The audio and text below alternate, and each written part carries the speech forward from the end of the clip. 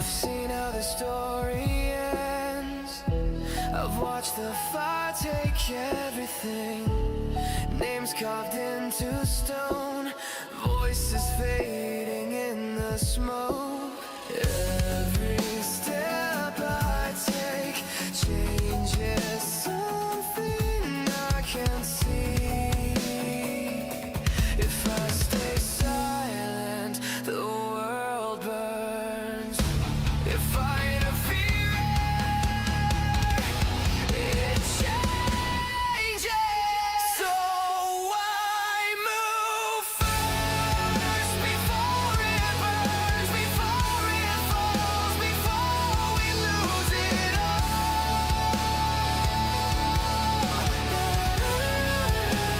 Mana in my hands, a dragon at my side.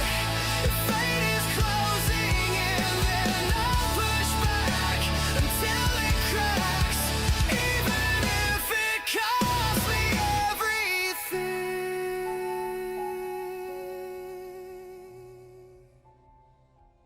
Someone had once said that the reincarnation process was like a roulette wheel. Whoever reincarnated might end up as a dog, a pig, or even a cockroach crawling on the ground. So if reincarnation as a human happened, it meant that person had survived the roulette. To get straight to the point, the protagonist was one of those people who survived this luck-based game. Compared to his previous life, which had ended due to overwork, he hoped that this new one would be different. However, the body the protagonist reincarnated into belonged to a side character from a novel he used to read. Specifically, it was a side character who was eliminated by a villain in the first chapter, a hopeless fool named Han Si-ha. After reincarnating into Han Si-ha's body, the protagonist was able to see information about the character, an F-ranked tamer with no skills, a person on the brink of failure with a strong interest in dark magic. The protagonist cursed his luck for reincarnating into such a lousy character. It was frustrating enough to have become a disposable villain, but the timing of his possession of the body was even worse. In the dungeon corridors, a few hooded men stood in front of him, while he heard pig-like screams echoing like some sort of ASMR.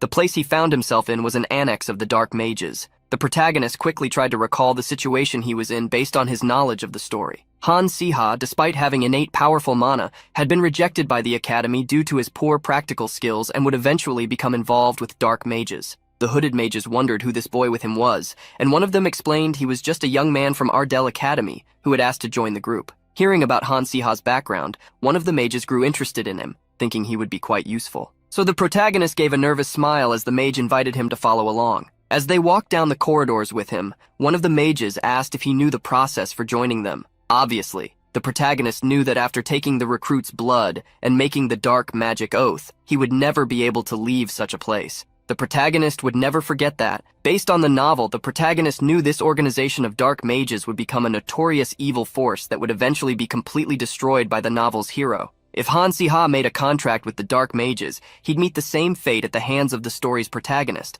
In that case, instead of following Han Si-ha's original path, the protagonist thought it better to find a way to escape immediately. While the protagonist thought it over, a synchronization between him and Han Si-ha's perspective began to occur. This synchronization was quickly completed, bringing with it a warning, a recommendation that he escape from the Dark Mages. While their protagonist was shocked by the warning, a noise echoed through the dungeon tunnels, loud enough to alert the mage with him. The hooded mage asked what the noise was and if something was happening in the base. Telling the protagonist to stay there, he said he would go check it out. Quickly, the mage ran down the tunnels toward the sound, leaving the protagonist behind. For the protagonist, this became the perfect opportunity to escape. Running swiftly through the tunnels, he ended up getting lost inside the base. Though he had managed to go up a few floors, he wondered where the exit door was. He followed the direction where light entered the tunnels until he found a door chained shut, thinking it might be the exit. At that moment, a voice sounded asking what was going on. As the protagonist hid behind a pillar, two mages were talking, and one of them told the other that a child had escaped from the third floor of the base. The protagonist continued listening to the conversation, knowing they were talking about him. One of the mages mentioned that the boy who had escaped was from the academy, raising the possibility that he might be a spy. After some time, the protagonist noticed that the two mages had already left. He then approached the door, trying to push it, but even with all his weight on it, the door wouldn't budge. Exhausted, the protagonist realized that the only thing he could rely on now was his memory of the novel. He needed to think of something that even someone as useless as Han Si-ha could use. In fact, Han Si-ha didn't have talent for white magic, but was born with mana. With an overflowing amount of mana, he couldn't figure out where to direct it.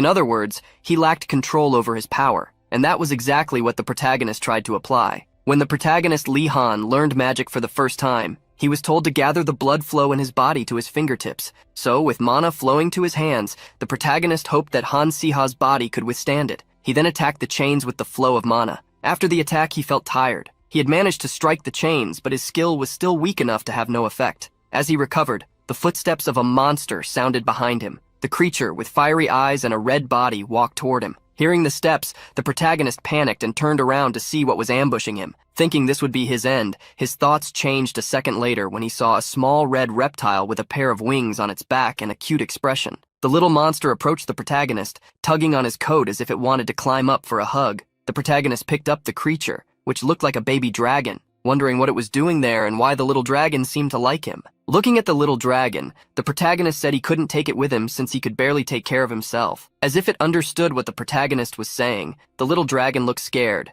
and in the next moment began to cry loudly, forcing the protagonist to cover its mouth to keep it quiet. Carrying the little creature in his arms, the protagonist ran to a different spot to avoid being caught, still undecided about whether he could adopt the little dragon and be responsible for it. The protagonist suddenly stopped, and as he looked at the adorable little dragon, he wondered if he could use its power. At that moment, stats began to synchronize according to the protagonist's will as the body's possessor. Like a blessing, his charm started to increase immensely. While he looked at the notifications, the taming skill activated, asking if the protagonist wanted to tame the suspicious little creature. Even though the little dragon was labeled as suspicious, it seemed incredibly cute. According to the notification, the predispositions from the protagonist's past life were surfacing. Seeing the notification, he realized there was no button and wondered if he needed to say something like, "I choose you," or "I tame you." In fact, the protagonist had some skills and talent when it came to taming. With a few gestures and his own technique, he could win over animals by first offering some benefits and then building trust. Looking at the little dragon in his hands, the protagonist made a gesture to encourage its trust. He questioned if he was doing the right thing, but then received a notification that it had worked. In the next instant, the small creature began to float, glowing as a seal appeared around it. After that, the little dragon floated down to the ground, still emitting a faint light. The protagonist wondered if it had been tamed with just that, but decided he would find out later. The protagonist's eyes began to shine as he gave a command to his new pet. In response, the little dragon's eyes glowed with the same golden color, receiving the order to open the door. The tiny dragon slowly walked towards the locked door and then jumped up. It easily bit through the chains, snapping them in an instant. The protagonist praised the creature for its good work as he looked at the door. Now, all he had to do was open it, and he would be free. However, at that moment, the sound of footsteps grew louder, alerting the protagonist. Behind him, a chilling voice echoed, "Well, well, we have a little rat hiding here." The person who had seen the protagonist ordered the others to catch him. The protagonist grew desperate, trying to think of a way to escape. The hooded mages advanced to attack him as he scrambled for a way out. Suddenly, he remembered something. The first personal defense spell taught to new students at the academy. This spell literally created a cloud of smoke around the caster. Even someone like Han Si-ha, who had no talent for controlling magic, had managed to learn it because it was so basic. Though he had never used this spell before, as he had just reincarnated, the protagonist decided to try. After steadying his breathing, he focused his energy on his fingertips. Pointing his fingers like a weapon, he envisioned filling the entire cave with smoke. He silently pleaded for Han Si-ha's body to respond as a repayment for fixing his mistakes. The hooded mages were closing in on him when a surge of magic flowed through his arms. From his fingertips, a burst of smoke was released, filling the entire cave and blinding the mages. Relieved that his ability had worked, the protagonist turned to leave, leaving the cursing mages behind. As the little dragon followed him, he ran, but just as he reached the door to exit the hideout, a purple shadow suddenly approached. The shadow formed into a clawed hand that gripped his shoulders. The mage who cast the spell was angry, asking if the protagonist really thought he would escape. Under pressure from the attack, the protagonist couldn't breathe. He collapsed to the ground, trembling and struggling, but it was in vain. At that moment, he wondered if this would be the end. The mage holding him demanded he give up, promising he'd suffer less that way. Faced with this command, the protagonist knew that whether he gave up or not, the outcome would be the same. He couldn't see the mage hidden in the smoke, or figure out how to break free from the dark magic restraining him. In what might be his final moments, he glanced at the little dragon and thought of one last variable. If you really want to get out of here with me, I'm sorry, but with my poor taming skills, I'll have to control you. So please, help me out here. The dragon was moved by his words, and both their eyes glowed with golden light. In the next moment, the dragon opened its wings, walking forward on its tiny paws while growling. It leaped to the cave ceiling and unleashed a sudden attack, a breath of flames that set the entire corridor ablaze where the dark mages were. Thanks to the dragon, the mage released his grip, allowing the protagonist to breathe freely again. The little dragon gave a snort, leaving the mages cursing the heat as it returned confidently to the protagonist. Jumping onto him, the dragon showed affection and received a neck scratch in return, settling comfortably on his shoulder. The protagonist, as promised, assured it they would leave together, just as soon as they got out of that miserable cave. Upon exiting the cave, the protagonist walked across an arid, desert-like land. With the hot sun beating down on him, he felt as though he had been walking for over an hour, seeing no one along the way. Even the little dragon seemed to be melting from the heat, despite its fire abilities. The protagonist hoped he wouldn't be caught by the dark mages in this situation. As he continued walking, he suddenly noticed something up ahead. A carriage was parked in the distance. He ran toward it, approaching the man driving the carriage. With the little dragon in his arms, he asked the man for a ride. Of course, the man wouldn't travel for free and asked if the protagonist had any money. Checking his pockets, the protagonist found a card, asking if the man accepted credits. It was a card for the young student sponsored by Ardell Academy. Although it was technically from abroad, it would probably be accepted there. The protagonist's eyes lit up hopefully, and his face broke into a smile when the man said he could board. As he placed his pet in the carriage before climbing in himself, he heard the man ask where they were headed. The protagonist paused to think. They had just escaped, but the dark mages might come looking for them, not wanting any information to leak. If he were discovered, it would be a tragic end. There was only one option. Although many people wanted him gone, the safest place he could be was the main setting of the novel, Ardell Academy. He shared this destination with the carriage driver, who began heading toward the academy. Not long afterward, a young woman with her hair tied in a ponytail and wearing glasses strolled through Ardell Academy. She, Selin, a second-year assistant teacher, was still impressed by the academy's grandeur, despite having seen it before. The luxurious marble floor, the elegant chandelier, and the students' uniforms all conveyed an air of prestige. However, seeing what was in front of her now, Selin appeared to be at a loss. A wooden carriage was entering the academy, and things only got worse. A young man, completely dirty and smelly, stepped out of the carriage, leaving Selin shocked as she wondered if a student like that could really exist at such a sacred academy. Despite the assistant teacher's thoughts, the little dragon poked its head out of the protagonist's uniform, giving her a cute smile, risking being hugged due to its overwhelming cuteness. The assistant teacher put a hand to her chin, trying to figure out who could already be tarnishing Ardell Academy's dignity on the first day of the semester. Looking closer, she realized it was Han Siha, the boy who couldn't control his innate magic and was on the brink of failure. The little dragon, who had poked its head out of the protagonist's uniform,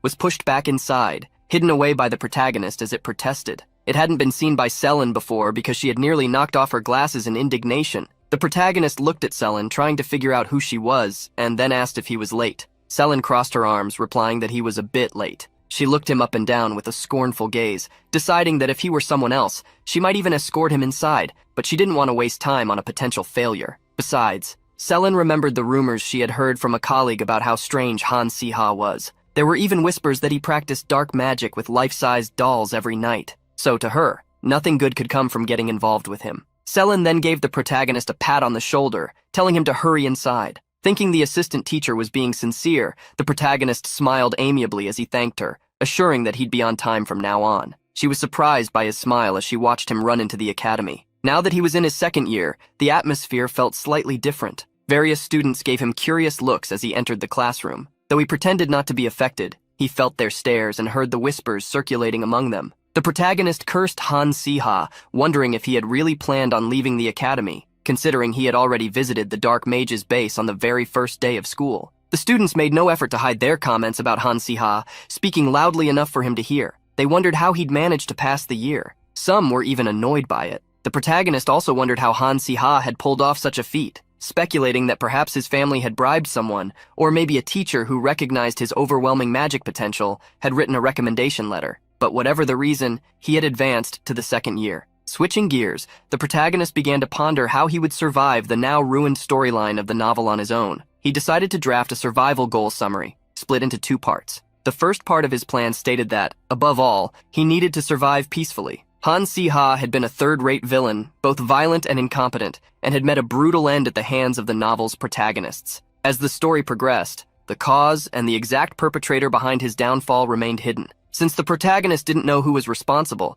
it would be best to live calmly and cautiously. Reincarnating twice due to overwork was far preferable to being buried alive. The second goal in his summary was to graduate from the academy safely. This was crucial since the protagonist still had to live in this world. Although Han Si-ha came from a wealthy family, his troubles had nearly led to his being disowned. Therefore, a diploma from Ardell Academy was an excellent fallback plan. With a diploma, he could conduct business and make a lot of money, as Ardell Academy graduates were highly sought after everywhere. Instead of getting entangled in a battle with the protagonists and sharing the same fate as the original Han Si-ha, he wanted to live the quiet life of a typical student, doing everything possible to avoid red flags. Just as the protagonist resolved this, the classroom door opened, and all the students quickly greeted the professor entering with a cane. The students recognized the professor and wondered if he would be in charge of second-year students. The protagonist recognized him too. It was Professor Grint from the Department of Magic. Seeing that Professor Grint would be teaching them, the students murmured about how his tests were no joke, and even his presence was intimidating. The protagonist knew this well, as the novel's storyline mentioned that even Li Han struggled with this professor's exams. Tapping his cane, Grint commanded everyone to quiet down. This year's second-year students look promising. I can already see a few who stand out. Naturally, the protagonist knew Grint was saying this, because all the main characters of the novel were in the second year. However, if the class level was high, it meant it would be even harder for Han Si-ha to survive the lessons, making his position at the academy even more precarious. At Ardell Academy, students aged 14 to 19 were enrolled. It was a 6-year program known for its rigorous curriculum, covering everything from biological sciences to magic. Due to this, competition among students was intense, making the academy a true battleground. Only 10% of students graduated with outstanding results. The protagonist sighed as he realized the difficulty he was about to face, wondering how he could compete with the main characters. He recalled that, in the original story, Han Si-ha had used dark magic for quick advancement, but since he was committed to living a peaceful life, that method was out of the question. While the protagonist was lost in thought, he heard the professor say, "Of course, there are also many students who fall below the average. From the second year onwards, students without skills won't be able to advance." As he listened, the protagonist felt as if Grint was looking directly at him. The professor then announced that he would be outlining the entry exam schedule. Tapping his cane on the floor, he made images appear in front of each student. The protagonist was impressed to see Grint using illusion magic to project an announcement, realizing the level of magic at Ardell Academy. The announcement detailed that students would have to choose 3 subjects and present them both in written and practical form. What reassured the protagonist somewhat was the fact that students could freely choose the subjects, meaning they could select ones they were good at, making it easier to pass the exam. However, he knew that with Professor Grint, the exam wouldn't be that easy. Just then, the professor began explaining the rules for selecting subjects. Each subject has a limited number of slots and is filled on a first-come, first-served basis. The order in which each of you will choose will be determined by a random draw. The protagonist felt a jolt of apprehension. Having a lottery system in a magic academy was unusual, to say the least. Grint picked up a box, explaining that he had filled it with balls bearing each student's name. The protagonist sighed, wondering if Grint really intended to leave this up to chance. Knowing almost nothing about magic at the moment, he needed to be chosen as early as possible to secure his preferred subjects. Holding back his frustration, he watched as the professor began the draw. The protagonist grew tense as he heard the first name called. When the professor displayed the name on the ball for everyone to see, it read Han Si-ha. Seeing a student come down to where he was, Grint asked if he was Han Si-ha, to which the protagonist replied, yes. At that moment, an illusion appeared before him, displaying all the subject options. The protagonist decided to exclude the courses focused on practical skills, since he wasn't used to operating mana. He also set aside the subjects that hadn't been mentioned in the original story of the novel he had read. Even after excluding several subjects, the protagonist wondered why the remaining ones still had such difficult titles. He then noticed a subject called Hydrology Studies and Rituals. Although it seemed complicated by name, it was actually quite easy. Furthermore, it was a theoretical course, so if he memorized most of the information, he could do well. 2 students nearby who were observing the protagonist choose his courses saw his choice of hydrology but decided to ignore him since he seemed to be setting the groundwork for them. The protagonist heard everything, knowing that such treatment was normal, considering it was the Han Si-ha they knew. Ignoring the others, the protagonist knew he should quickly choose the remaining subjects and return to his place. Suddenly, the protagonist spotted another subject that caught his attention for also seeming easy. After selecting the topics he would present, he went to the library to pick up some books. In his previous life, the protagonist had been a veterinary intern. Among the subjects presented by Grint, there were 3 that seemed similar to his specialization in veterinary sciences. The first, Hydrology Studies and Rituals, was written with the unique hydrological principles of the world. However, the protagonist could apply mathematical formulas he knew to this subject. The next 2 subjects, however, were Monster Anatomy and basic studies of domestication and behavior. Although the protagonist was concerned, since he had brought the little dragon with him in his backpack, he could make good use of it. Hiding the little dragon that wanted to come out, the protagonist knew that it wasn't the right place for it to appear, as there were many people around. If Han Si-ha had a baby dragon when he could barely handle mana, it would raise suspicions. The strange looks he already received were enough. More problems would be hard to deal with. Exiting the library, the protagonist took the little dragon to another place where it could run and play, the underground training dungeon of Ardell Academy. The protagonist had learned some theory in the library, so now it was time to synchronize the domestication between him and the little dragon. In the dungeon, the protagonist asked an attendant for a ticket to the beginner practice hall. The attendant stated that she would trust his entry, and while looking at the baby dragon, wondered if it was really right to bring a dragon into the beginner practice room. Ignoring that fact, she asked the protagonist for the names of the two entering. The protagonist introduced himself as the second-year Han Si-ha, but when it came to the dragon's name, he hesitated and actually asked the dragon what its name was. The little dragon made a goofy face, as if asking the protagonist to give it a name. Feeling pressured to choose a cool name for his pet, the protagonist thought of Yongari as an option, but the little dragon got annoyed. Changing his mind, the protagonist suggested the name of a prehistoric dinosaur, which made the dragon even more irritated. Seeing the little dragon's reaction, the protagonist thought a bit more and, for the first time, suggested a pleasant name, Basilisk. The little dragon seemed to shine with happiness at having liked the name. Seeing that the situation was resolved, the attendant stated that she would register the little dragon as Basilisk. She then said that a maximum of 2 people could enter the training room at a time, and currently, there was already 1 person inside. Showing some weapons, the attendant explained that there was no weapon rental system for students, and the options looked more like farming tools. The protagonist realized that all the free weapons were poor quality, but understood that it wasn't the time to be picky. He should be grateful for anything given to him for free. Picking up a few random items, he stated that he was ready. Thus the attendant opened the gate, connecting it to the beginner practice room, sending the protagonist and Basilisk inside. When the protagonist entered the training room, he was impressed. The interior environment was insane, like a miniature forest. As he walked among the trees, exploring the area with the little dragon, they both encountered monsters. Some small square slimes that, although they were low level, seemed indifferent to their situation. The protagonist then showed the slimes to Basil, and stating that they would blow them up, frightened the little dragon. Despite the initial scare, Basilisk's draconic instincts kicked in. The fearsome slimes from before turned into puddles of water in front of the little dragon's cute and sharp fangs. Seeing that Basil was doing well, the protagonist decided to practice too. However, while closing his eyes and grabbing a wand, he heard a sudden noise. A second later, a monster attacked the protagonist, who managed to react in time. By putting the shield in front of his body, he was able to block the incoming attack. Looking ahead, a horde of slimes was approaching, with some quite large among them. Calling Basilisk back, the protagonist asked the little dragon if he was warmed up. In response, the dragon showed a confident expression. The protagonist then stretched out his arm for Basilisk to perch on it, stating that they would do once more what they had done before. Thus, pointing the little dragon upwards, he commanded him to explode all the slimes. Receiving the order, Basilisk gathered fire in his mouth, preparing for the attack. In the next moment, he unleashed a massive fire barrage, causing the slimes to evaporate in front of his attack. The protagonist was shocked by the power of the little dragon's attack, which rested in his hand with a proud look. Bringing Basilisk close to him, the protagonist praised him for a job well done, while planning to continue doing the same thing. A few hours later, both the protagonist and Basilisk were completely exhausted. For the protagonist, alternating between taming Basilisk and practicing magic attacks had caused his fatigue. He looked at the little dragon, who had obeyed him so well, deciding to give him something delicious when they left. Suddenly, the protagonist heard someone shout that something was wrong and stood up, curious. Peeking over a small mound, he saw a student trying to train her animal, which just wanted to play in the mud instead of obeying commands to attack the slimes.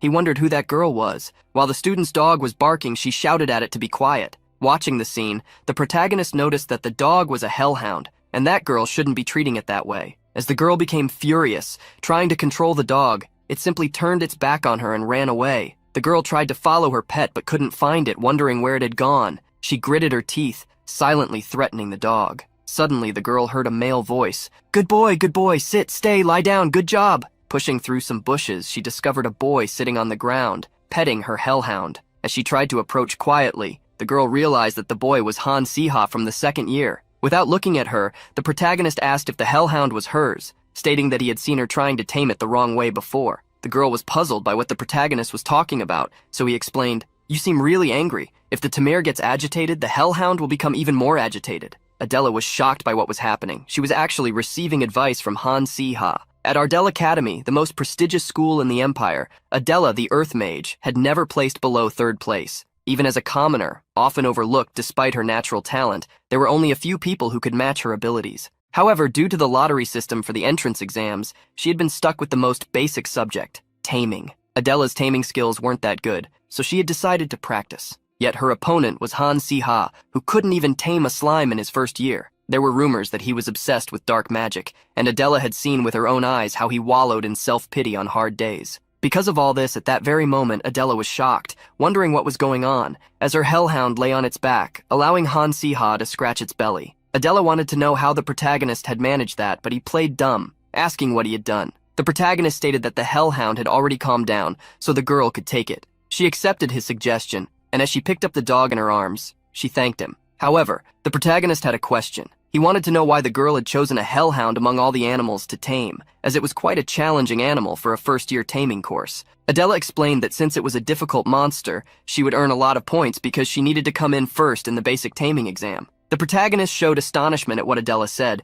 revealing that he thought she liked to take mud baths or something like that. Hearing this, Adela was shocked, wondering if Han Si-ha had always been like this. She remembered that the young man was a noble, but now he was casually talking to her, a commoner. Looking at the pet that the protagonist was holding, she wondered what it was, noticing that it was a dragon hatchling. This impressed her, as he was only in the second year and was already training a dragon, taking it around with him. The Han Si-ha that Adela knew, and the one standing before her were completely different. Adela, who was about to leave, ended up following the protagonist but didn't mind it so much since she could pick up some tips on how to tame the hellhound. The two went to the place where the protagonist had been earlier. Upon arriving, they felt a dark energy as they encountered an army of square slimes. Apparently, the monsters had already regenerated after the cleanup the protagonist had done earlier. Grabbing her sword, Adela stated that they were in a training field and asked the protagonist to look at her, as everything would be over in one attack. The protagonist watched Adela closely as the various square slimes advanced toward her. Adela placed the sword on her shoulder and with a swing struck a slime. The slime was sent flying, causing destruction in its path due to the impact. Amid the cloud of dust raised, the protagonist commented that this was quite a rough approach. As Adela glared at him angrily, he asked if she was trying to bury the slimes alive. Irritated, Adela retorted if the protagonist wanted her to bury him along with the slimes. But before she could finish speaking, she was surprised to see a slime explode in the air. The protagonist had used an attack to hit the slime, commenting that the little monster was trying to attack Adela. To maintain her composure, she stated that she obviously knew that, causing the protagonist to express relief as he called Basilisco to move forward with him. In truth, Adela had no idea there was a monster sneaking up behind her. But the accuracy of the magic arrow she had seen Han Si-ha use was at a level not typical for a beginner. Looking at the young man, she wondered who he really was. As the two continued walking, they suddenly felt a strange energy affecting them, the energy of a trap. The protagonist questioned Adela if there had always been a trap in the training dungeon, but she had no idea about it. The protagonist tried to stay alert, preparing for anything that might happen, and Basil stayed by his side, doing the same, just like Adela and her dog. In a room outside the training field, someone was watching the protagonist and Adela through a crystal ball. The person began to shout hurriedly, "Director, emergency, it's an emergency, there's a problem in the beginner training dungeon." The director approached, having heard he was being called, and questioned if there was a malfunction in the magic, also asking who was inside the dungeon at that moment. The person in charge of surveillance informed the director that Adela and Han Si-ha were the ones inside the dungeon. In response, the director put his hand on his chin while grinding his teeth, stating that this was bad news. If it were Adela, he believed she would be fine, but Han Si-ha was another story. A boy without talent or anything to offer stood no chance of surviving a malfunction in the dungeon. Inside the beginner training dungeon, Adela and the protagonist encountered something that looked like a giant slime. Observing the situation, the director commented, "If there's an error in the magic formula of the dungeon, the monsters will become abnormally powerful and larger than appropriate for the dungeon level. Han Si-ha's chances of survival are nearly non-existent."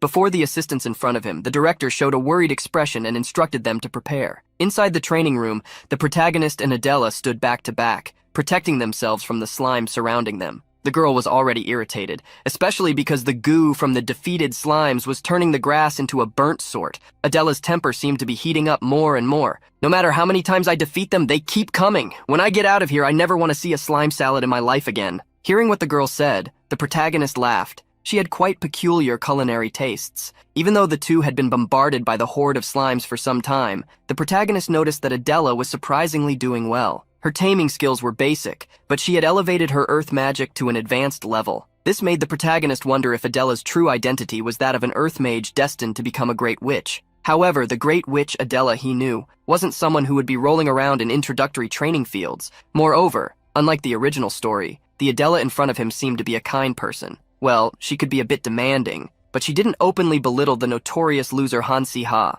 To the protagonist, the two must be different characters. Watching the protagonist who continued to think without moving, Adela began to get irritated, while Basilisco merely looked at him curiously. The protagonist created an excuse to justify his prolonged thinking, stating that he was calculating the time. He said that if they counted the time since they had entered the dungeon, more than 3 hours should have passed, but there was still no news. So he questioned whether those outside knew they were trapped. Adela, however, stated that only 30 minutes had passed outside, so there wasn't much they could do since the internal time in the dungeon was designed to run slower, allowing them to train properly. Hearing this, the protagonist understood the predicament they were facing. Even if people outside had discovered their situation and were coming to rescue them, it meant they would need to defend themselves for a few more hours. Looking at the slimes, the protagonist stated that if they had to continue defending themselves there, it would be practically impossible for them to succeed. Upon hearing his words, Adela gritted her teeth, irritated by him saying such discouraging things, and asked if he was suggesting they should just sit and wait for the slimes to defeat them. Smiling, the protagonist shook his head. He then gave Adela a suggestive look, asking her to buy him some time. Seeing the protagonist run toward the forest, Adela asked what he was going to do, but he merely stated that she would see soon. She just needed to keep the slimes at bay, as he wouldn't take long. Adela was annoyed to realize that Han Si-ha wanted her to deal with the slimes on her own, questioning him about what he was planning, but received no answer. Leaving Adela behind, the protagonist noticed that she really didn't seem like a bad person. There was no way someone kind like her could become the ruthless Adela he knew. Basilisco flew over the protagonist, as if questioning what he was doing, but the protagonist told him not to worry, as he had a plan for everything. After walking for a while, the protagonist came across some bushes, and among them was one with a special glow. The method for dealing with malfunctioning dungeons had also appeared in the original work that the protagonist had read, specifically in the episode that clearly showcased the difference between the abilities of the protagonist Li Han and Han Si-ha. In that scene, Han Si-ha had tried a method but had failed miserably. Currently, the protagonist was rummaging through the grass and bushes searching for what he needed. He asked Basilisco to gather all the vines that looked like the glowing one he held and bring them to him. The method Han Si-ha had attempted to use had caused readers to curse him for the rest of his life, although the protagonist didn't think he deserved that much. While the protagonist collected the vines, Adela felt pressured by the slimes. She had already used a lot of magic, so she was nearing her limit, making her wonder what Han Si-ha was doing for so long. At that moment, the protagonist appeared behind her, stating that he was ready. Surrounding him was a barricade made from the vines he had collected. Seeing that, Adela was surprised. The protagonist smiled, asking her to stop being surprised and to enter the barrier he had created. The method the protagonist had used was simple. He planned to create a barricade and defeat all the monsters outside. The original Han Si-ha had tried this, but had overlooked two crucial points, which led to his failure. Fire and amplification magic were necessary. However, the protagonist could now control both. Stretching his wand forward, he made a flow of mana spiral upward into the sky. The mana took shape above the protagonist, transforming into a bow with several arrows. With the magic formed, the only thing he needed to do now was add magical fire to the created arrows. To add the fire, the protagonist needed Basilisco, so he asked the little dragon to do his part. The protagonist's eyes shone golden as he sent the order to Basilisco, who understood everything he wanted. Thus, flying to the arrows, the small dragon added his magic to them, transforming them into the power the protagonist sought. With the wand in hand, the protagonist finally commanded the arrows to be shot, making them fly through the skies. With the glow of fire appearing above their heads, the slimes became frightened. In the sky, the fire arrows exploded like fireworks, turning into a rain of fire over the forest. Adela felt pressured by the heat she was experiencing, but looking closely, she couldn't believe that this magic was truly created by the hopeless Han Si-ha. At that moment, the protagonist asked Adela if she had buried the slimes around there, leaving their gooey remains scattered on the ground. He then stated that the slime's venom was prone to explode upon contact with magical fire, so in situations like this, it only took a little magic and a spark to resolve everything. Adela was surprised by the entire explanation, asking the protagonist if he had also planned for the fire rain not to fall inside the barricade.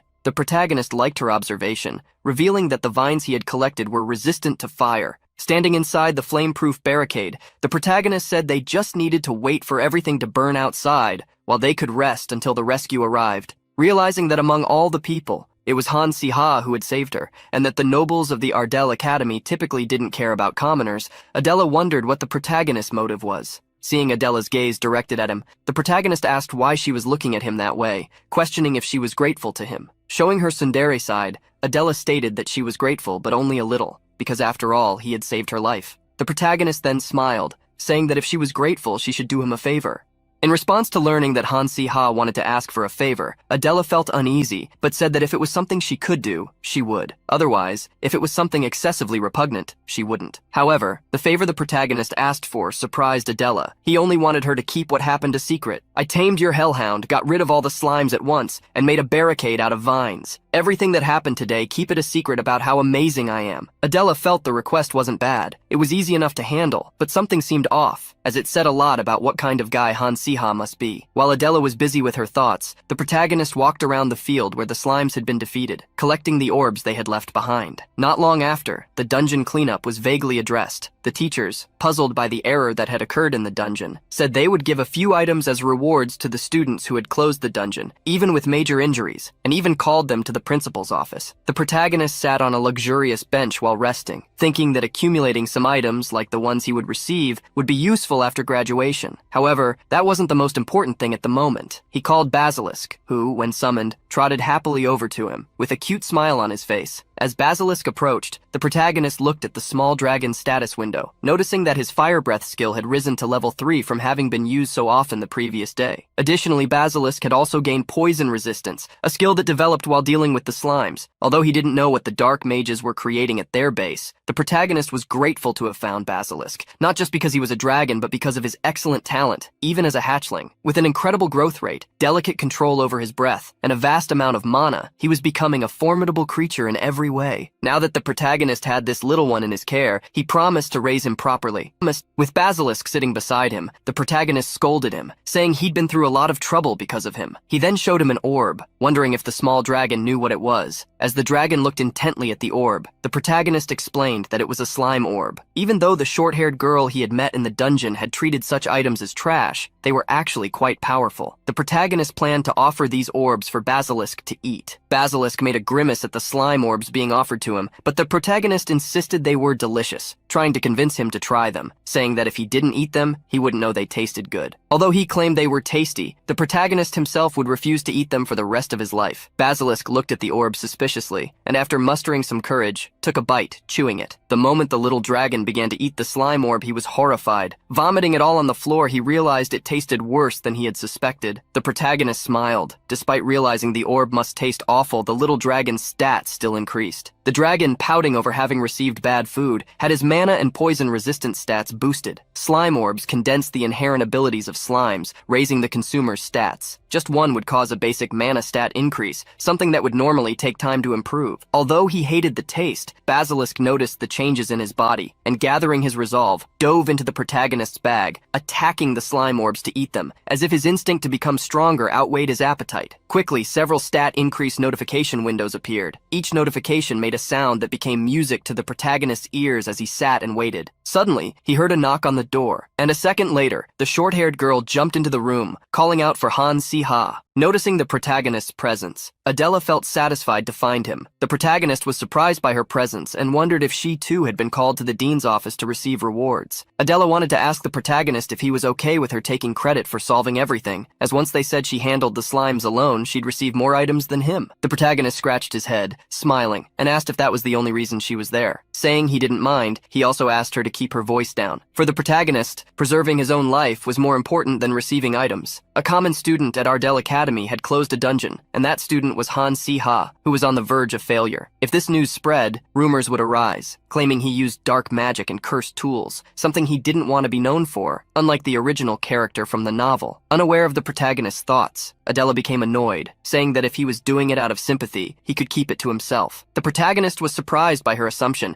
and then replied that he didn't even know who she was well enough to feel sympathy for her. Adela was shocked, and quickly moved closer to the protagonist. "You don't know who I am? You don't recognize me?" Seriously? Really? Covering his ears to block out the girl's shouting, the protagonist asked if he was supposed to know who she was, and then asked for her name. The girl stared at him and for the first time introduced herself, revealing her name as Adela Stivia, making the protagonist's world crumble and shocking him to his core. Looking at the girl with arms crossed, the protagonist tried to process the information. Adela was the only great mage from a commoner background who consistently ranked among the top 3 at Ardell Academy, a main character who, in the original story, had cruelly buried Hansi Ha alive. Seeing his reaction, Adela asked if he recognized her now that he knew her name. The protagonist couldn't respond, as he was replaying all the foolish things he had said so far in front of the person who would cover his grave with dirt. His mind was overwhelmed, rethinking all his actions and wondering if they would lead him faster to his tragic fate. Realizing that Hansi Ha really hadn't known who she was, Adela said that as long as it wasn't sympathy he felt, she was fine with it. At that moment, she asked him if he looked in the mirror often. The protagonist didn't understand what she meant, so she dragged him to a mirror in the room, telling him to take a look and pointing out that she couldn't imagine anyone going to the dean's office for rewards looking like that. Looking at himself in the mirror, the protagonist was stunned. He looked utterly filthy and ragged. Seeing his reflection, he realized that anyone who saw him would find him repulsive. It dawned on him that everyone avoided Hansi Ha not because they feared him, but because he looked disgusting. While looking at himself in the mirror, the protagonist decided to fix his hair first. The next day, in the classroom as students began arriving and taking their seats, they noticed someone entering. At first, they didn't recognize the person, though he looked familiar, but noticing his hair color, they quickly suspected it was Hansi Ha. Several whispers echoed from the corner of the room, commenting that the handsome-looking guy couldn't be the filthy Hansi Ha, and that he looked like a completely different person. Ignoring the whispers, the protagonist sat in his seat, still hearing the comments that the original owner of his body seemed like a completely different person. Suddenly, someone approached him, asking if he was really Hansi Ha. A young man with red hair recognized him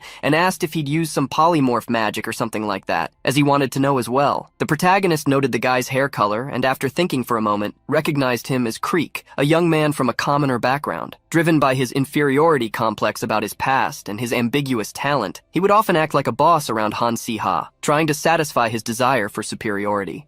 Seeing Hansi Ha remain silent, Creek asked if he was too embarrassed to speak, claiming that cutting his hair wouldn't change his pathetic way of expressing himself. The protagonist simply responded by asking if Creek shouldn't just ignore him. Creek was startled by the response, asking if Hansi Ha had lost his mind after cutting his hair. The protagonist replied, asking if there was any reason he should treat Creek kindly. Creek grew irritated at the response, saying, "Are you insane? Do you have any backing? A guy who's been abandoned by his family, living only by his words?" Seeing that Creek wouldn't stop provoking him, the protagonist placed his bag on the desk, opening it while stating that there was something he could rely on. In the next instant, Creek almost fainted as Hansi Ha placed a small dragon with an irritated look on the desk, telling him to repeat what he had just said. Not only was Creek shocked, but all the other students were too. They quickly wondered if that creature was a real dragon, as it even looked like a red dragon. How had an underachieving student managed to get a dragon? Creek decided not to be intimidated. "Ha ha ha, I heard you were kicked out of your family, but you're loaded with cash, huh? Do you really think you can tame a dragon just by throwing money at it?" The protagonist took a deep breath. He planned to live carefully and quietly, but that didn't mean he wanted to live as a nobody, mistreated from all sides. Then, the protagonist smirked and called Creek a stupid commoner, striking at the boy's emotional insecurity. Creek grew angry and asked Hansi Ha what he had just called him. Creek fell easily into the protagonist's provocation, losing his composure at just 2 words. The protagonist began stroking Obelisk's head, stating that no matter how young he was, he wouldn't sit so obediently if he hadn't been properly tamed first. Smiling, he asked if Creek was scared that the little dragon might bite him. Seeing Creek grow even angrier, the protagonist told him not to worry, as he wasn't that dishonest. Being told to calm down only made Creek more frustrated. "This guy is crazy! Doesn't he even know his place?" Interrupting the red-haired youth, the protagonist made a proposal, a challenge. "Hey, if you have a problem, then let's settle it. Using this semester's exam results, let's see who wins, and that'll resolve everything." With a grin, the protagonist suggested the bet to the guy who hated him so much. The sun shone brightly in the clear sky over Ardell Academy. The protagonist still remembered Creek's vow, stating that if he lost, he'd bark like a dog. Since he'd accepted so easily, all the protagonist wanted was to wait for exam day and watch that bastard Creek barking. He recalled his previous life, mastering the art of cleaning up after making a mess. A mad dog in the intern world. That was the protagonist's nickname in his previous life. Whenever he witnessed an injustice, he would attack, never being academically outdone. As the protagonist walked through the academy, a student suddenly called out to him, "Hey Hansi-ha, I heard you made a bet with Creek this time. Just because you got lucky avoiding failure, you think you can beat him in the exams?" Another student beside him also mocked, asking if they should expect to see him barking like a dog. The protagonist was already used to dealing with people like that since his previous life, people who got annoyed when they saw someone becoming successful.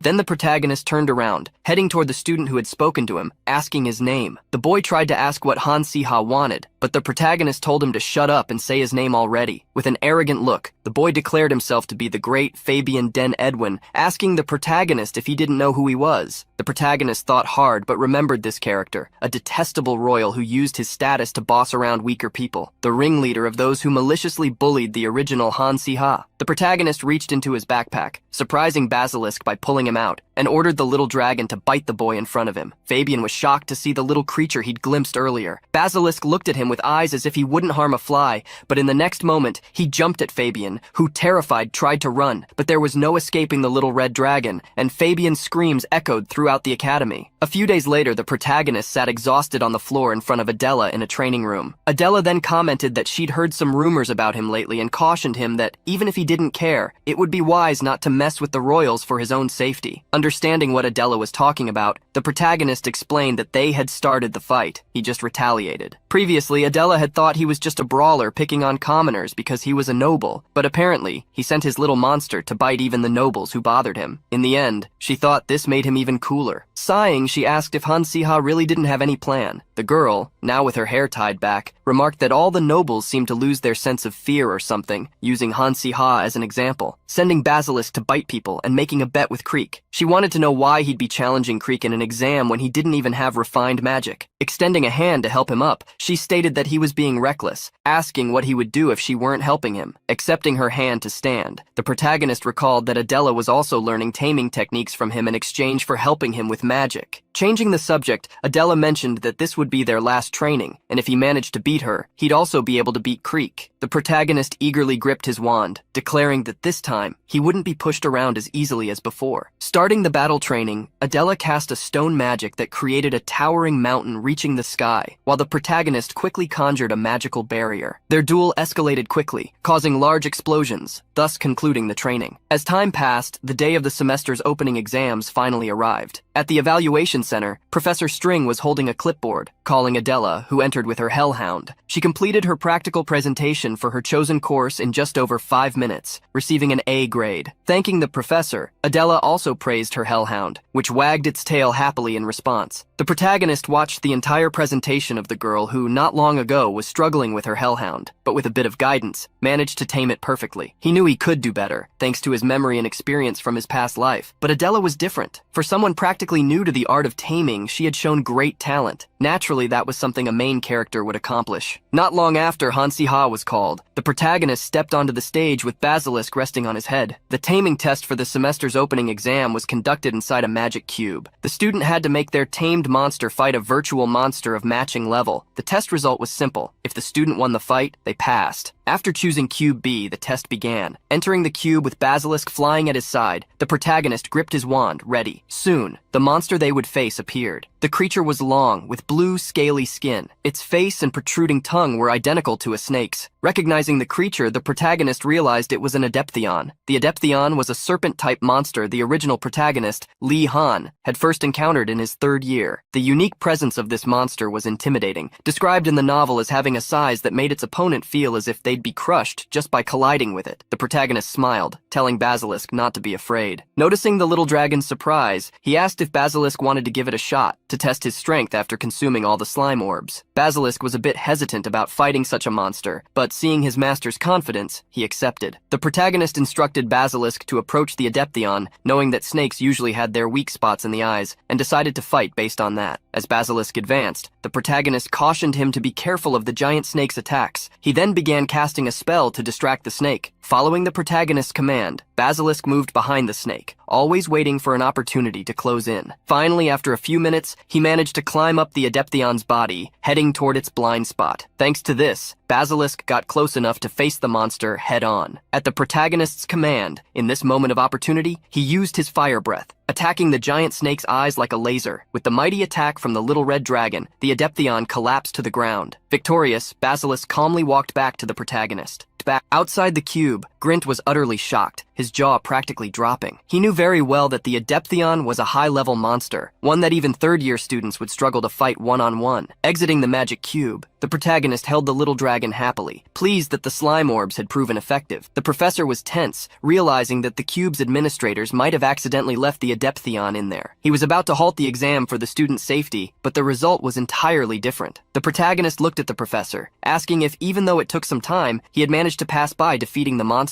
The professor thought for a moment, then made the announcement, Han Siha, 12 minutes and 36 seconds, grade S. After the tests ended, Adela walked with the protagonist, impressed that he had achieved an S rank in taming. She remarked that, looking at the scores, he was certainly in first place. She seemed quite pleased, asking if it hadn't been worth it to duel her. The protagonist couldn't deny it. However, there was a problem. His actual goal was to be ranked 15th. He wanted to keep some mediocre grades to avoid attracting attention. In the original story, Li Han had taken first place for himself, but now there was a Han Siha doing the same. However, the protagonist didn't think it was his fault, complaining that they had placed such a high-level monster in his test. Adela watched him closely as he murmured darkly to himself. Smiling, she snapped him out of his thoughts by asking how his math test had gone. Besides the taming test, they also had a math test. Remembering the test, the protagonist thought he could keep an average score since the problems were so easy that he could miss almost all of them intentionally, only getting one right. Not wanting to reveal this, he simply replied that it wasn't too hard or too easy. Adela was surprised, revealing that she had missed everything. She sighed, asking if the exam's difficulty hadn't been inhumane. Hearing this, the protagonist realized Adela must be bad at math. The questions on the test were high school level, so they had been a piece of cake for him. Thinking about this, he wondered if he should help Adela with math. At that moment, Adela mentioned that the test covered topics they hadn't even touched on, stating she had answered every question except one. The protagonist was shocked, as no one should worry about leaving one question blank, so he asked Adela if it wasn't okay to skip just one problem. But Adela disagreed, stating that if she lost first place over a single problem, she wouldn't receive a scholarship. Recalling that the question was number 27, a problem about a magic circle, she asked if the protagonist had solved it. The protagonist remembered that this question was about geometry and vectors. Thinking it over, he told Adela that he might have solved it. Hearing this, she was surprised and stopped walking. The protagonist turned to look at her, asking if he'd said something wrong. Adela, a bit embarrassed, replied that it didn't make any sense, asking again if he had answered question 27, the only problem she couldn't solve. Hearing this revelation, the protagonist was stunned. He couldn't believe Adela found that question difficult. Any science student hearing this would laugh at her. But knowing that Adela thought the question was hard, the protagonist pondered what he should do, since he had answered it perfectly. In the math teacher's office, the assistant was commenting that only one student in the entire school had solved problem number 27. The teacher then noted that it wasn't a problem that could be solved by guessing, as he had made it unsolvable for second years to filter out the top students. Saying this, he asked the assistant, Selin, who had answered the question correctly. Holding the test, Selin replied that it was Han Siha. In addition to revealing the protagonist's name, she also mentioned something else. When I checked the answers, every question except number 27 was intentionally marked wrong. Out of all the students in the academy, he was probably the only one to answer just the hardest question to showcase his abilities. The teacher then thought of Han Siha's name, recalling that he had also stood out in the taming exam. He then told the assistant that they should keep an eye on this student. The next day, the rankings from the second-year opening exams were posted. On a large bulletin board, several sheets displayed the students' names and their placements. In front of the board, the protagonist first looked for Creek's name and found it in 32nd place, a result he expected. After that, he searched for his own name. Around the protagonist, several people murmured, wondering if the rankings were accurate. Upon finding his name, he realized he was in 11th place. Creek, who had also seen the rankings, was trying to slip away unnoticed, but the protagonist spotted him. Creek turned suddenly, noticing Han Siha approaching. With a mocking look, the protagonist gestured for Creek to follow him, beckoning him with a finger as if calling a dog. The protagonist and Creek went outside the building, with many people following and commenting that Han Siha had won the bet, and that the bastard Creek, who always picked on weaker people, had lost. Creek looked like he had no idea what was about to happen. At that moment, the protagonist asked him a ridiculous question. How much do you think 1 + 1 is? Caught off guard, Creek replied that it was 2, but the protagonist stated he was wrong. 1 + 1 is 11, the number of 11th place. Got it 32nd? Taunted, Creek turned red with rage, clenching his fist tightly. The protagonist wondered if he hadn't improved at all in recent days, as he still fell so easily for provocations. Reflecting on it, the protagonist realized that although he didn't like Creek, the guy had only picked a fight with him, not with Han Siha. And unlike others, he wasn't a pervert who wanted to see him bark like a dog. Thus, he decided to make use of Creek in a more practical way. Making a decision, the protagonist flicked Creek's forehead. Surprised, Creek got annoyed, claiming that wasn't part of the bet. The protagonist used this gesture as a way to get back at Creek for constantly bothering him. Creek tried to make excuses, saying he wouldn't have made Han-Si-ha act like a dog if he lost, but the protagonist told him to shut up. Turning to leave, the protagonist asked Creek to come to the unused club room in the basement later, saying he'd have an order for him there. Sometime later, Creek arrived at the room the protagonist had mentioned, asking why he was called. With a smug look, the protagonist told Creek to consider it a favor that he wasn't making him bark in front of the entire school, remarking that Creek had odd tastes for actually wanting to do that. Creek, irritated, told him not to be ridiculous. Gritting his teeth, he demanded to know what Han-Si-ha wanted from him. Without further explanation, the protagonist asked Creek if he knew who Han-Si-ha's father was. Creek was surprised by the question, and replied that of course he knew. He was the founder of the Ardell Empire, the Blood Count who annihilated dark mages in the war, Han Taiso. Annoyed, Creek wondered if Han-Si-ha was bringing this up to intimidate him just because he was a noble. The protagonist had asked because he genuinely didn't know much about the original Han-Si-ha. As he listened, he recalled that his estate should be near the Kastika area, realizing that Han-Si-ha was indeed someone powerful. The protagonist then took a few steps, revealing his intentions. Stating that he knew Creek had good connections, he ordered him to spread some rumors. Creek wanted to know what rumors, and the protagonist whispered a few things into his ear that made him turn pale with shock. Creek wanted to be sure Han-Si-ha really wanted him to spread everything he just said. The protagonist confirmed, saying it needed to be done as quickly as possible, and that the more students and people at school who knew, the better. Having finished giving his order, the protagonist bid the stunned Creek goodbye and left. Realizing that Han-Si-ha really wanted him to spread what he had said, Creek couldn't think of anything else but that he was crazy. Not long after, some news spread, reaching a grand castle. There, a butler informed his lord that there was news about his son from the Ardell Academy. The lord ordered the butler to enter the room and asked how his son was doing. The lord, with sharp eyes as he wrote at his desk, was none other than the Blood Count, Han Taiso. He wanted to know how his pathetic son was faring. The butler then revealed that things were not going well for Han-Si-ha. Although the lord had generously paid for his tuition and dorm fees, having cut off all other support, he was apparently living on the verge of starvation. Upon hearing this, Han Taiso stated that his son would not starve to death, but that he needed to suffer a bit to awaken the sense of life. Breaking the tip of his pen from pressing too hard, Han Taiso declared that if his son dared to utter the words dark magic in front of him again, he would not spare him, even though he was his own son. The servant continued to report the news, revealing that in fact the lord's son seemed to have changed, as he had achieved unprecedented good results in the entrance exam. Han Taiso thought it was good that his son had managed to avoid coming last, but the butler clarified that this was not what he meant, as Han-Si-ha had ranked 11th. Han Taiso dropped his pen in surprise, especially when the butler informed him that Han-Si-ha's reputation had also changed recently. According to rumors circulating in Ardell, the young master was now described as a good, honorable, and very handsome person. Han Taiso's mouth was at risk of attracting flies, as it hung open in shock. He asked the butler if his son had threatened someone to spread such ridiculous rumors, but laughing, the butler said that this was impossible. Little did he know, Han Taiso was right. As the butler bowed to Han Taiso, he affirmed that one thing was certain: Han-Si-ha had definitely changed. Han Taiso frowned. Until now, he had always been strict and severe with his son, trying to make him stop dabbling in dark magic. But if he was truly changing, the situation was also changing. This is good news, since he is the one who will inherit the Kastika estate. Han Taiso suddenly stood up, leaving the documents he was writing on the desk. With a smile, he told the butler that if his son was assigned to the magic department in the upcoming advancement ceremony, he should inform him that all financial support would be reinstated. In front of a machine, the protagonist was gathering some items. In his hands, there was a document with a receipt for the amount he had received. Although he had thought he would only receive part of the allowance that had been cut due to his recent exam results, the amount he received was enough to last the entire semester without him having to lift a finger. The protagonist thanked Count Han Taiso for being a man of value and honor. He had certainly been impacted by the rumors spread by Creek. At that moment, someone called for the protagonist. Adela, standing next to him, reminded him that they needed to go to the auditorium because the advancement ceremony was about to begin. With Adela calling out, the protagonist remembered the commitment. At Ardell Academy, second-year students were assigned to departments that matched their aptitudes. In the magic department, students could study a wide range of magical skills, along with many opportunities for hands-on experience. The natural sciences department combined research, experiments, and academic elements with magic. The theology department used magic for spiritual abilities, such as prophecies and divination. Finally, the necromancy department was the only place in the Ardell Empire where dark magic could be legally studied, specializing in combat. In the auditorium, the students were lined up as Dean Wernest welcomed them, stating that the ceremony would now begin. When your name is called, please come to the stage and place your hand on the magical die. The magical die was a tool that detected the students' innate tendencies and aligned their courses with them. The protagonist remembered that, in the original story, Han Si-ha had been assigned to the necromancy department. His desire to destroy the students who had ignored him using dark magic was fulfilled. However, in the end, it led to his miserable defeat. The protagonist wondered if the die would give the same answer again. Although Han Si-ha's statistics had been adjusted to match the protagonist's tendencies, he didn't know what would happen. After all, the things he had done in recent days couldn't be considered purely good. However, he hoped not to end up following the same path as the original story. The dean immediately called the first person. First place in the advanced classes, student Lee Han, aiming for the magic department. The dean had called the original protagonist, who as he walked toward the stage was observed by girls with smiles in their eyes and young men who were impressed by his having come in first place again. The protagonist, in Han Si-ha's body, gave a proper look at Lee Han, the protagonist of the Scaldemy work. A handsome young man with black hair. His appearance was unreal, as if he had been blessed with the main character's buff. As Lee Han placed his hand on the cube, the protagonist thought about how unfair life was. He wished he had reincarnated as Lee Han instead of as Han Si-ha. After Lee Han placed his hand on the cube, it glowed with a red color. The dean then revealed the result, stating that student Lee Han had been assigned to the magic department. The protagonist had already expected this assignment and watched as Lee Han bowed to the dean. The dean then called a girl named Solia Arkanent, a young woman with white hair and purple eyes, who had a depressed look. The protagonist knew Solia, the light mage from the original work, a genius among geniuses and the protagonist's closest ally in the story. The result of her assignment was obvious. She was assigned to the magic department. The protagonist smiled, not surprised by the outcome. The following assignments continued in order of ranking. Student Seymour Parker was called and assigned to the necromancy department. Student Yoon Ha-yul was assigned to the theology department. The protagonist heard several familiar names, all of characters who supported the protagonists, as the assignments were being made in order of ranking. Finally, student Han Si-ha was called. The protagonist walked to the stage, climbing the stairs that led up to it. In the protagonist's memories, 3 years from then, the dark mages from the necromancy department would gather to start a rebellion and take over Ardell Academy. However, they would be completely defeated by the protagonist's group in the story. As he climbed the stairs and headed for the cube, all the protagonist wished for was not to be assigned to the necromancy department. As the protagonist placed his hand on the cube, some people commented on how he had changed, just like the rumors, while others wondered if he would go to the necromancy department or not, since there were rumors about him using dark magic. The magic cube spun, rose into the air, and then descended into the protagonist's hand, revealing its red color. The dean gritted his teeth upon seeing the color that appeared,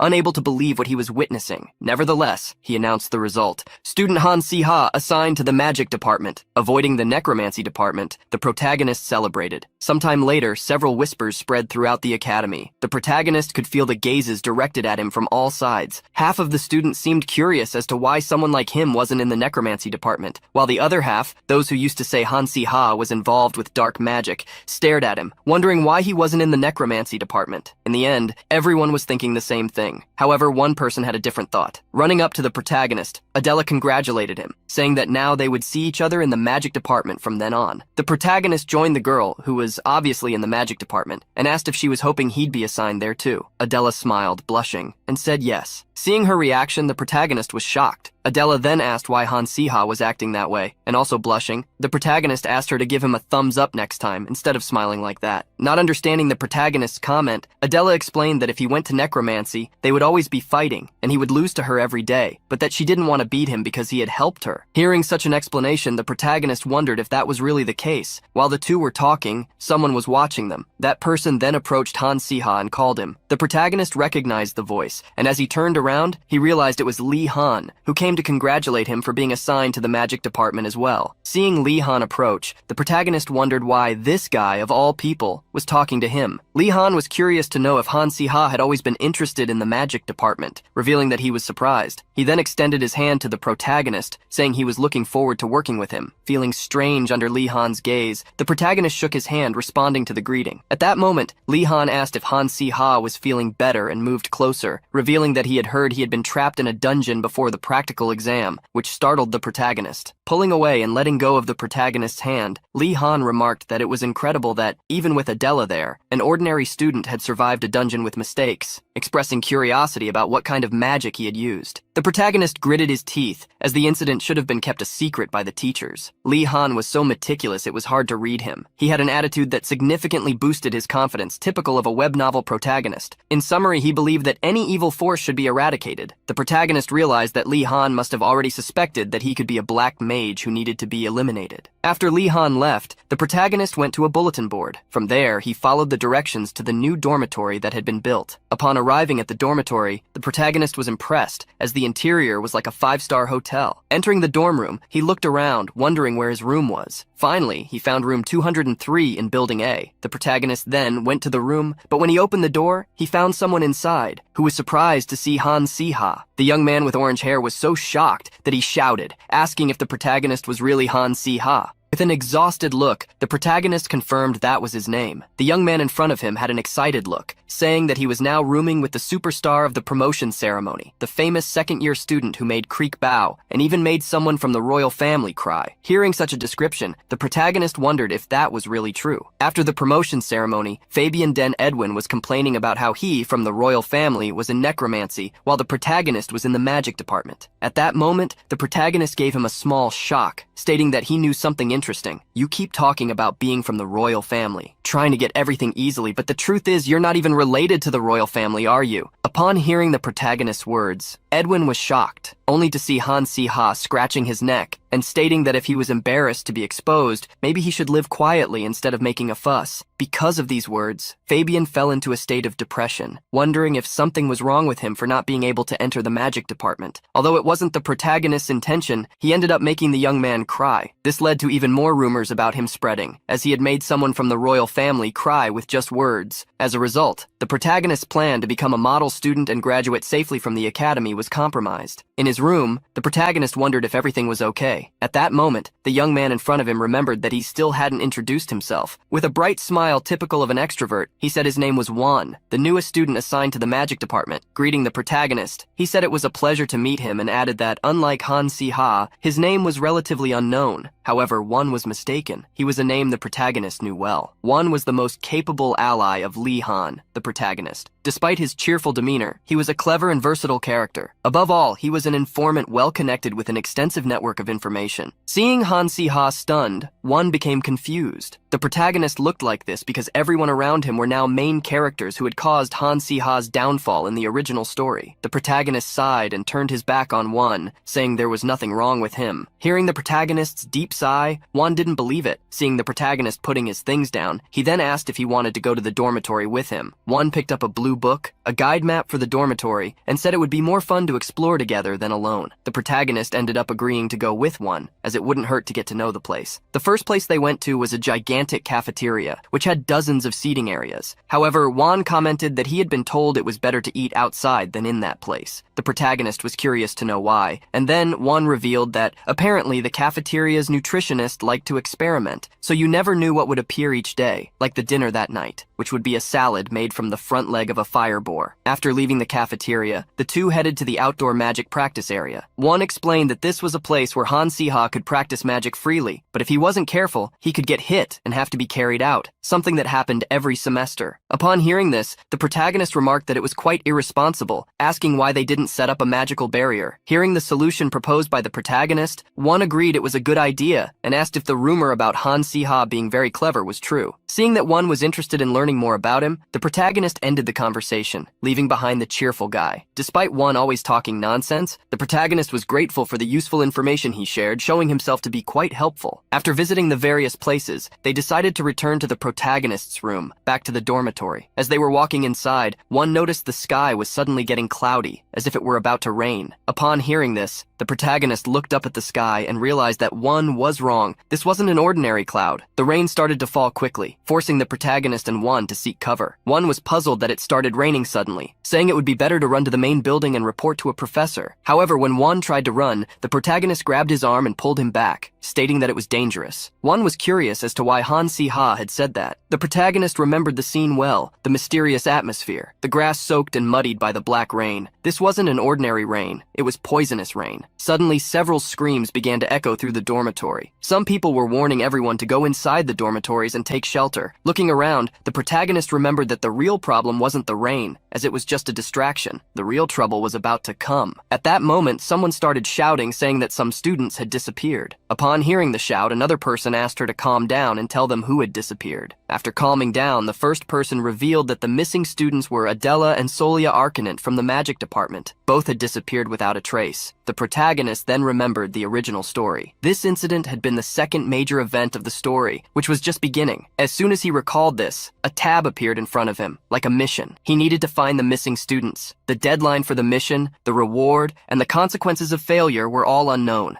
The second main episode, the dormitory kidnapping incident, had begun. The second main episode was about a mission to find the missing students. Within a dense forest among the trees, the two girls who had been kidnapped were tied to a giant tree. Adela was furious because she couldn't break free. Solia, however, maintained a calm expression and told Adela not to struggle, as the vines binding them wouldn't loosen easily with mere force, which only made Adela angrier for not being warned sooner. Solia looked around, stating that she was searching for weaknesses, but hadn't found any solutions yet. Adela sighed, realizing there wasn't much they could do. She still wondered what the person in the black cloak wanted by imprisoning them inside a giant tree and then simply leaving. She believed she hadn't done anything noteworthy to attract attention and become a target for rescue. Unlike Solia, who seemed to hold a privileged position, Adela was just a commoner, without a prestigious family or connections. Being trapped again reminded Adela of when she had been stuck in the dungeon due to a mistake. She wondered what Han Si-ha would say if he were in her situation. As she smiled, Adela realized her own thoughts and became quite annoyed, trying to convince herself that Han Si-ha was probably asleep in the dormitory at that moment, unaware of the situation she was in. Seeing Adela's frustration, Solia wondered why she kept trying to break free, even after her warning. Solia then called out to Adela, saying she had a theory. Looking around, she observed that the tree they were tied to seemed weak against light. Adela looked up and, through the opening in the tree trunk, saw a dark mist covering the sky. It was the same mist she had seen before being kidnapped. Without explanation, Solia continued explaining her theory. This seems to be a place to test our patience. Even the vines of the tree binding us, if there's a special reason everything was done intentionally, this place is not normal. Adela revealed that she had been pondering why they were in such an isolated place, and seemed impressed that Solia had noticed the tree's vulnerability to light. Having figured out what was going on, Solia stated that she would take care of the situation, as both the magic that bound them and the acid rain created by the students were definitely dark magic. The most effective magic against dark magic was light magic, and Solia mentioned an ability she had, the purification of the earth. Adela had heard that Solia's earth purification ability was only at a second-class level, but perhaps in a confined space like where they were, the ability would work. She then decided to trust Solia to free them both. Hearing Adela allow her to take charge, Solia let out a sigh before beginning to recite the magic incantation. For the peace of the earth, for the well-being and blessing of the land, I command you. As Solia chanted the incantation, a golden light glowed around her body, illuminating the entire inside of the tree. Adela was amazed by Solia's magic, wondering if it would work. However, before Solia's magic could be fully activated, a dark energy surged into the tree. The one who had created that energy mocked Solia, telling her not to bother with foolishness, and attacked. The dark magic energy pressed against the light surrounding Solia, causing her to cry out in pain. The light around Solia faded due to the exhaustion she felt while trying to protect herself. Streams of malevolent energy flowed around her as its creator taunted, asking if she really thought her magic would work. No matter how much potential you seem to have, in the end you're just a couple of second-year students. The dark energy inside the tree quickly made it difficult for Solia to breathe. The black mist invaded her mind as if her thoughts were being corroded. Suddenly, a small tree with a grin appeared inside the giant tree, offering Solia a proposal. The creature claimed it could help her restore the fallen Arcanant family. Solia was frightened upon hearing the offer. The owner of the grin on the tree continued to attack Solia mentally while demotivating her. You've struggled hard, lost everything suddenly, and then entered the academy, didn't you? You fought tooth and nail, but now you're reaching your limit, right? I have the power to easily revive your family. Isn't this an offer you can't refuse? With her mind completely dominated, Solia's eyes became empty as she thought about her family. At that moment, Adela shouted at the young girl, "Are you crazy? Get a grip! Do you think you're the only one who's had a hard life?" Adela glared at the grin and asked why it had targeted Solia first. She confronted the wooden creature, saying she had noticed its mental manipulation. Adela showed that she was aware that the one controlling the tree was using mental magic, and that the fact she could keep her mind clear within the black mist proved she was indeed a talented student. When confronted, the grin on the tree decided to make the same offer to Adela. At that moment, the young girl got what she wanted. If the enemy shifted its magic to attack her, Solia would be able to regain her senses. Looking at Solia, Adela understood that this magic exploited the target's desires and corrupted them. Therefore, she was confident that if she managed to resist with sheer willpower, they could overcome the situation. Looking at Adela, the smiling tree tried to figure out her desire. Adela attempted to provoke the tree so that it would focus on her instead of Solia, stating that she wouldn't make any deals with a rotten tree. She begged Solia to wake up quickly as she was buying time for her friend to prepare her magic. Staring at the tree, Adela continued to provoke it. By the way, there must be a true form behind this tree. Why do you keep hiding? Stop barking from behind this tree and show yourself already, or are you afraid to reveal yourself in front of a few students? Hearing Adela's words, the tree couldn't believe her. Generating a strong, dark energy, it attacked the young girl, stating that facing such power was all she deserved. Adela closed her eyes in the face of the attack directed at her. She knew she couldn't dodge it as she was tied up. She silently pleaded for someone to save her. At that moment, a light magic was invoked, and a beam of light fell from the sky, shattering the vines that bound Adela and the attack that was aimed at her. Seeing the light magic, Adela wondered if it had been Solia's doing. However, the girl was still under mental control. Looking to the side, Adela noticed that the boy with caramel-colored hair was helping Solia stay upright. At that moment, someone approached Adela and thanked her. Thanks for the hint about his weakness, it worked perfectly. Looking up, Adela saw Han Si-ha with his small dragon perched on his head. Adela was surprised to see the protagonist, curious to know how he had found where they were being held, and how he had cast such powerful light magic. Helping Adela to her feet, the protagonist joked, saying that she talked a lot for someone who had been kidnapped. At that moment, the boy with caramel-colored hair, who was with the protagonist, explained to Adela that they had used basic light magic and amplified it with a magic magnifying glass he possessed. Seeing Adela stand up, the protagonist asked if she was okay. Not wanting to appear weak, she replied that she was perfectly fine. Seeing her response, the protagonist drew a sword and handed it to Adela, telling her to go ahead and fight. With the sword being handed to her, Adela was surprised at how things were unfolding. Adela looked at the sword in her hands, realizing it was the practice sword she used to train with. The protagonist stated that, knowing her temperament, he was sure she would want to land a few good hits on their captor. The protagonist then recalled the trouble Adela used to cause when wielding a sword, asking if she still didn't mind being buried alive while swinging the blade. Adela sighed, trying not to set high expectations for what to expect from Han Si-ha. Gripping the sword, she affirmed that was exactly what she wanted, and since the opponent was a dark magic user, she had even less reason to hold back. As Adela drew her sword, a man in a dark cloak began to appear, laughing. His laughter soon turned into a furious glare as he faced the protagonist and the others. The protagonist asked why the man was looking at them like that, wondering if he should burn his other eye as well. Calling the group of students pathetic brats, the dark mage summoned several vines with his dark magic. He used these vines to block the path at the top of the tree. Seeing this, the protagonist realized that the mage was trying to create a terrain completely favorable to him. A large amount of dark energy returned to the mage, being absorbed by him. With all his power restored, he attacked the protagonist. A wave of evil mist surged at the protagonist, trying to affect his mind in the same way it had with Solia and attempted to do with Adela.